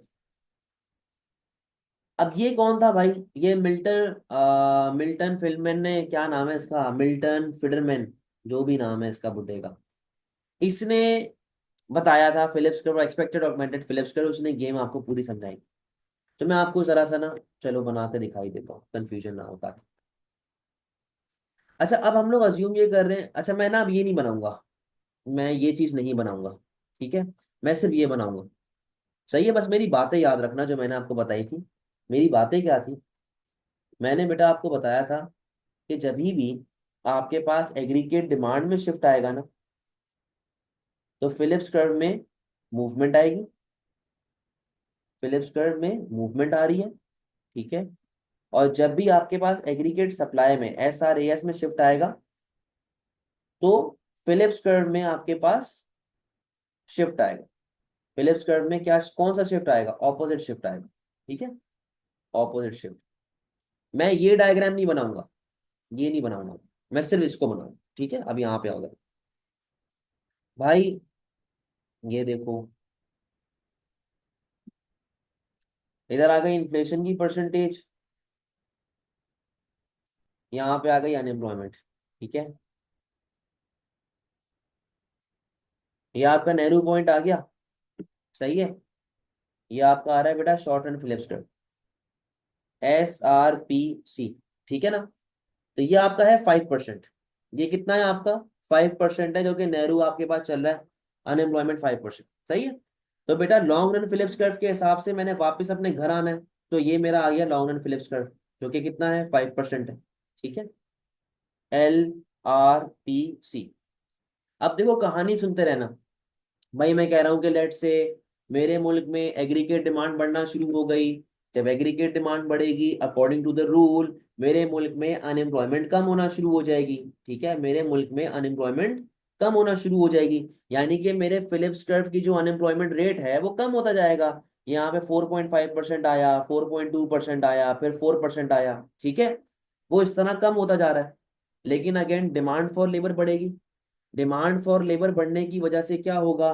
Demand for labour बेटा बढ़ने की वजह से आपके पास जो है वो क्या कहते हैं, वेजेस बढ़ेंगी। वेजेस बढ़ेंगी तो कॉस्ट ऑफ प्रोडक्शन बढ़ेगी। और बेटा जब कॉस्ट ऑफ प्रोडक्शन बढ़ेगी तो उससे आपकी एग्रीगेट सप्लाई पे क्या इफेक्ट आएगा? एग्रीगेट सप्लाई कम हो जाएगी। अब देखो ये आपकी एग्रीगेट डिमांड बढ़ती जा रही है तो अनएम्प्लॉयमेंट रेट आपके पास कम होता जा रहा है, ठीक है। अब यहाँ पे आ गए, करंटली ये प्राइस लेवल चल रही है आपकी, ठीक है, ये वाली। अब जब आपकी एग्रीगेट सप्लाई कम होगी, एग्रीगेट सप्लाई कम होगी, तो अनएम्प्लॉयमेंट वापस से आपके पास बढ़ना शुरू हो जाएगी। तो आप बेटा इस प्राइस लेवल पे क्या हो रहा है आपके पास, कि जब आपके पास एग्रीगेट डिमांड बढ़ने की वजह से फिलिप्स कर्व में मूवमेंट आ रही थी, जब एग्रीगेट सप्लाई कम होगी, लेफ्टवर्ड शिफ्ट करेगी, तो बेटा फिलिप्स कर्व किस तरफ शिफ्ट करेगा? फिलिप्स कर्व आपका राइटवर्ड शिफ्ट करेगा, ठीक है। आप आ गए SRPC1, ठीक है। अब ये देखो आप ऐसे मूवमेंट कर रहे हो, ठीक है। अब आ गए इधर, फिर अगेन मैं कहता हूँ एग्रीगेट डिमांड बढ़ रही है, अनएम्प्लॉयमेंट कम हो रही है, ये और वो, फिर वेजेस बढ़ना शुरू करेंगी। फिर जब बेटा वेजेस बढ़ना शुरू करेंगी, आपकी इस प्राइस लेवल P2 पे अगर वेजेस बढ़ रही है, सप्लाई लेफ्टवर्ड शिफ्ट कर रहा है, फिलिप्स कर्व किस तरफ शिफ्ट करेगा बेटा? फिलिप्स कर्व शिफ्ट करेगा वापस से राइटवर्ड। तो ये आपका SRPC2 आ गया। ठीक है, अब इस प्राइस लेवल पे क्या हो रहा है भाई? इस प्राइस लेवल पे आपके पास शिफ्ट आ रहा है, तो आप वापस से बेटा इस तरीके से आगे जाते रहेंगे। इसे कहते हैं एक्सपेक्टेड ऑगमेंटेड फिलिप्स कर्व। ठीक है, क्या बोलते हैं इसको? इसको बोलते हैं बेटा एक्सपेक्टेड ऑगमेंटेड फिलिप्स कर्व। और ये आपको जनरली बता रहा होता है कि आपके मुल्क में नेहरू का क्या हिसाब किताब चल रहा है, करंटली मुल्क में अनएम्प्लॉयमेंट का क्या गेम चल रहा होता है। ठीक है, यहाँ पे लिखा हुआ है इकोनॉमी इज ऑपरेटिंग एट नेहरू नेहरू एट 6%। मेरे मतलब यहाँ पे मैंने लिखा हुआ है जी कि वो 6% के हिसाब से आ रही है। ठीक है, inflation rate is 0%। In order to reduce this government increases spending. ठीक है, इन रिजल्ट इससे आपका एडी बढ़ेगा। अब ये एग्रीगेट डिमांड आपके बढ़ाने की बात हो रही है। ठीक है, ये मॉनेटरिस्ट मेजर नहीं था, ये कुछ और है, एक्सपेक्टेड ऑगमेंटेड। इससे एडी बढ़ेगा, प्रोडक्शन बढ़ेगी। ठीक है, और आपके पास नया लेबर आएगा। वही वाली बात है कि this will create money illusion. अब मनी इल्यूजन क्या होता है कि बेटा आपके पास हमने जब डिमांड बढ़ती है, वर्कर ज्यादा एक्स्ट्रा आवर्स काम कर रहा है। ठीक है, वर्कर को एक्स्ट्रा आवर्स के बदले में एक्स्ट्रा पैसे मिल रहे हैं। बेटा अगर वर्कर की वेजेस बढ़ रही हैं तो फिर प्राइसेस भी तो बढ़ रही है ना मुल्क में, कि नहीं? है देखो, प्राइसेस भी तो बढ़ रही है, प्राइसेस भी तो बढ़ रही है ना। अगर वर्कर की वेज बढ़ रही है तो प्राइस भी बढ़ रही है। तो उससे क्या है कि आपके पास नेट में कोई फायदा नहीं आ रहा, रियल टर्म्स में कोई फायदा आपको नहीं मिल रहा। तो क्या लिखा हुआ है? This rise in AD will cause production to increase, demand for labor to increase, and as now labor is working more, they will demand for higher wages. This situation is will result in money illusion. Money illusion कब होता है? Is when a labor thinks that they are earning more, but in reality they are earning more only in nominal terms. मैंने आपको बताया net में कोई फायदा नहीं हो रहा आपको, आपको सिर्फ नॉमिनल टर्म्स में फायदा हो रहा है। Also this increase in demand for labour will increase cost of production. Wages बढ़ेंगी जिससे एग्रीगेट सप्लाई कम होगी, एग्रीगेट सप्लाई लेफ्टवर्ड जाती है तो फिलिप्स कर्व राइटवर्ड शिफ्ट करेगा, जैसे कि यहाँ पे हो रहा है। कोई मसले वाली बात है बेटा?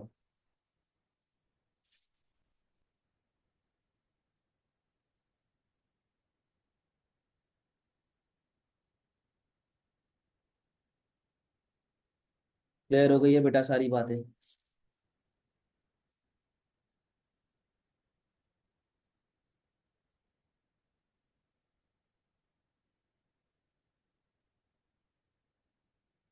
सर एग्जाम में प्राइस वाला, जहाँ प्राइस वाला बनाएंगे आप। So if AD falls inflation will decrease, if AD falls inflation will decrease, yes. So in the second line से in order to reduce this what is the government trying to reduce? क्या लिखा हुआ है? नेहरू को कम करना है, नेहरू को कम करना है, 6% से नीचे लेके आना है। ठीक है, डन है बेटा? चले, ऑनलाइन वालों का कल टेस्ट है, बाकी इंशाल्लाह नेक्स्ट वीक से फिर हम लोग रमजान टाइम फॉलो करेंगे। ठीक है, चले, अल्लाह हाफिज। ठीक है, तो वो आप लोग जरा देख लीजिएगा इसके अंदर। ठीक है, अच्छा। अब जहां तक बात हमारे पास चल रही है बेटा केन्जियन और मोनेटरिस्ट की, भाई ये भी यार पूरा पढ़ने वाली चीज़ है। केन्जियन कुछ बोलता है, मोनेटरिस्ट कुछ बोलता है। दोनों के अपने अपने रोने धोने चल रहे हैं। दोनों के डिफरेंसेस यहाँ पे बताए हुए हैं ताकि आप लोगों को पता हो क्या मामला चल रहे हैं। इसको ज़रा पढ़ लीजिएगा। अनएम्प्लॉयमेंट पे तो मैं टाइम बिल्कुल भी वेस्ट नहीं करूँगा, लेकिन हाँ ये टेस्ट हो सकता है, ये टेस्ट हो सकता है जहाँ पे वो आपसे पूछे किसी कौन सी टाइप ऑफ अनएम्प्लॉयमेंट। मैं ओवरऑल जनरली आपको ये बताता हूँ कौन सी टाइप ऑफ अनएम्प्लॉयमेंट क्या होती है। फ्रिक्शनल जो होती है ना बेटा, ये होती है जॉब सर्च टाइम, जब आप एक जॉब से दूसरी जॉब पे जा रहे होते हो। ठीक है, फिर आती है आपके पास सीजनल, जो आपके अकॉर्डिंग टू सीजन्स हो रही होती है। सर्दियों में जैसे कि नॉर्दर्न एरियाज में जो लोग रहते हैं वो नीचे आ जाते हैं, वो वाली। स्ट्रक्चरल जो होती है ना, सबसे खतरनाक यही होती है जहाँ पे आपकी पूरी इकोनॉमी पे अफेक्ट आ रहा होता है। और कॉस्ट ऑफ स्ट्रक्चरल अनएम्प्लॉयमेंट क्या होती है? जैसे कि इंडस्ट्रियल ट्रांसफॉर्म हो गया, मशीन्स पे लोग जाना शुरू हो गए, आपका जो काम है, जो आपके स्किल्स हैं वो आउटडेट हो चुके हैं, अब लोगों को उनकी ज़रूरत नहीं है। ठीक है, सिक्लिकल अनएम्प्लॉयमेंट तब आती है बेटा, सिक्लिकल या साइक्लिकल दो नाम है इसके, जब आपकी एग्रीगेट डिमांड लेवल फॉल हो जाती है। इसको जब ये तब आती है जब रिसेशन चल रहा होता है दुनिया में, मुल्क में ख़ास तौर पे। तो ये एग्रीगेट डिमांड कम होने की वजह से बेटा आती है। और कॉन्सिक्वेंसेज ऑफ अनएम्प्लॉयमेंट बेटा आपको सारे पता हैं। बैकवर्ड बेंडिंग सप्लाई कर्व भी बेकार सी चीज़ है। Balance of payment. अच्छा, बैलेंस ऑफ पेमेंट जो है ये सारा वही है यार, एएस वाला ही है, इसमें कुछ नई चीज़ नहीं है।